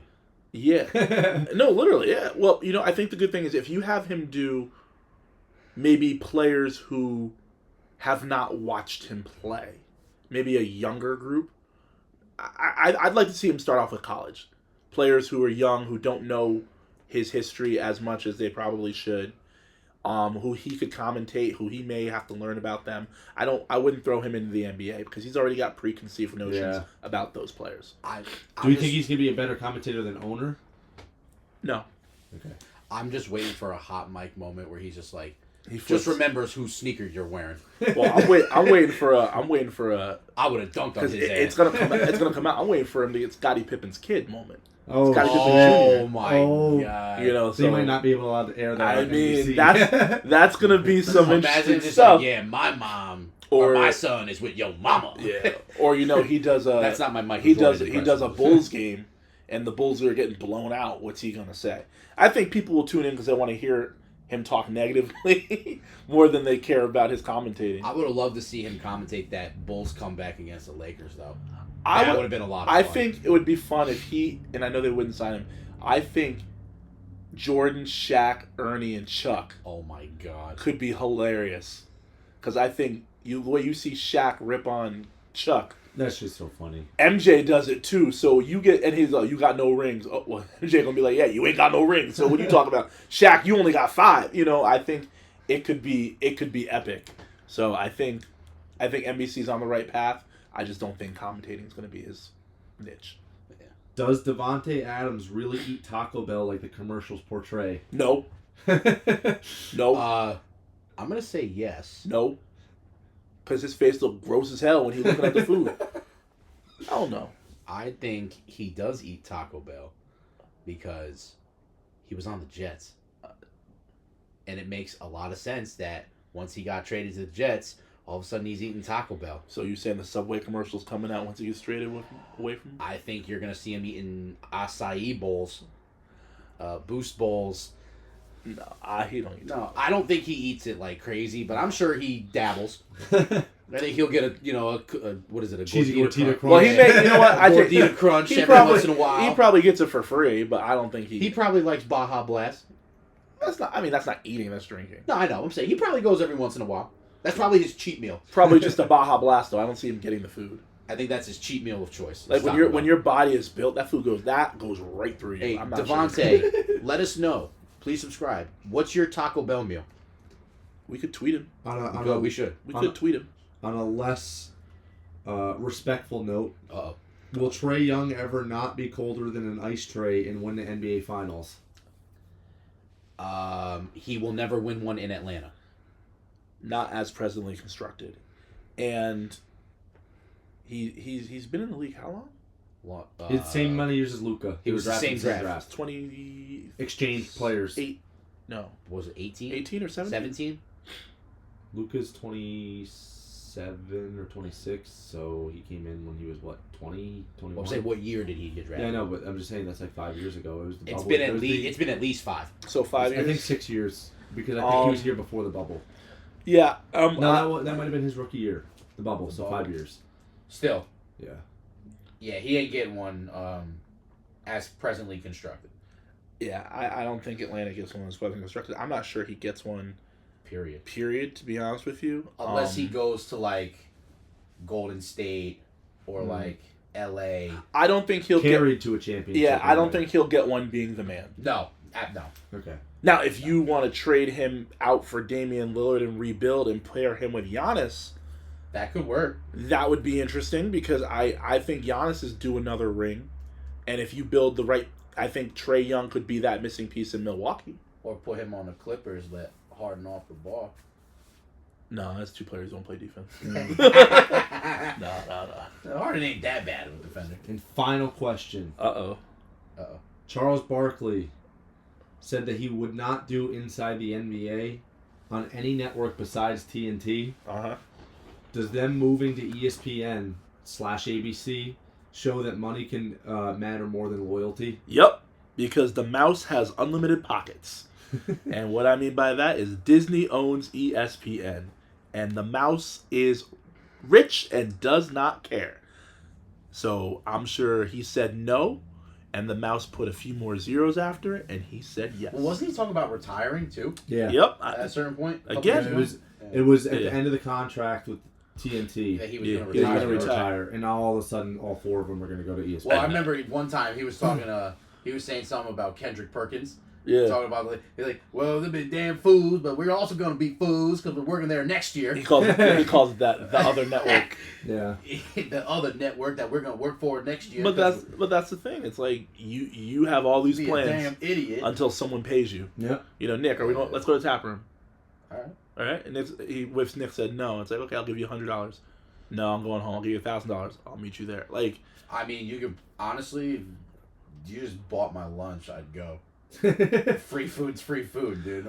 Point is, Tommy says, and they raised their prices. Work for alcohol. Yeah. By the way, follow us. $26 but we got to talk about your prices going up. Yeah. What the hell, man? Can't afford this in this economy.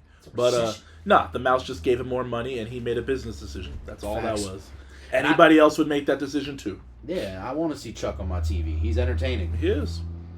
I'm glad he's on ESPN because I get that app on my phone. Makes him look like a hypocrite.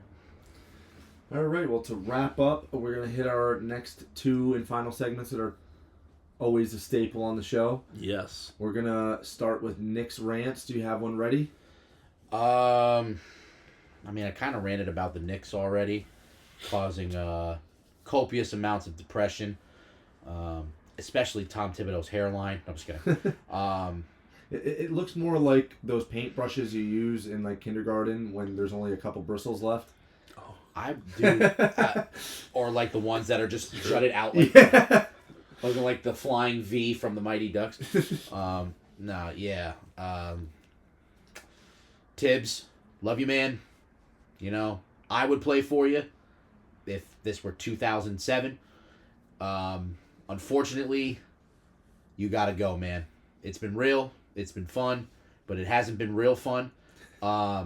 And as a Knicks fan, I'm going to say this, and this is the last thing I'll say about the Knicks this season, I promise. Lies. No, until we get to the offseason and the moves. But as far as, like, the Knicks are like the masters of building up hope and then letting it just come crashing down. And what's funny is I knew they were going to lose that game last night. Oh, yeah. I texted Cam off air Thursday, and I said, the Pacers are going to blow them out. I knew it was coming, but yet there was a part of me that had a belief saying if we could keep it close through 3 quarters, we have a chance, and if they somehow pull this out, we will win Game 7. There was still that part of me that had hope, that had belief, that had faith. Unfortunately, and this is reality, guys. Faith plus a quarter always equals 25 cents. All right? Do not put all your stock in a team that doesn't deserve it. Until proven otherwise, never bet the Knicks to win a championship. Because, I'm sorry, they just find a way to break your heart. They just find a way. And I'm not going to say I'm no longer a Knicks fan. I won't do that. I'm loyal to my teams. But he's hurt. He's hurt. I'm hurt, man. He's hurt. Because I knew how important this game was for the future of our franchise. And I just have a weird feeling we are headed back down the road of, Isaiah Thomas and Eddie Curry. You remember those days? Yep. When we had the highest payroll and the worst record with Marbury. Shout out to Marbury, that was my guy. But the Starburys, $20. He's a god in China. But I just we are headed towards dark times in New York City. And it's not like the city that never sleeps. There's a reason they don't sleep. Well, part of it's the Knicks. Ajita. It's gonna be fucking Ajita.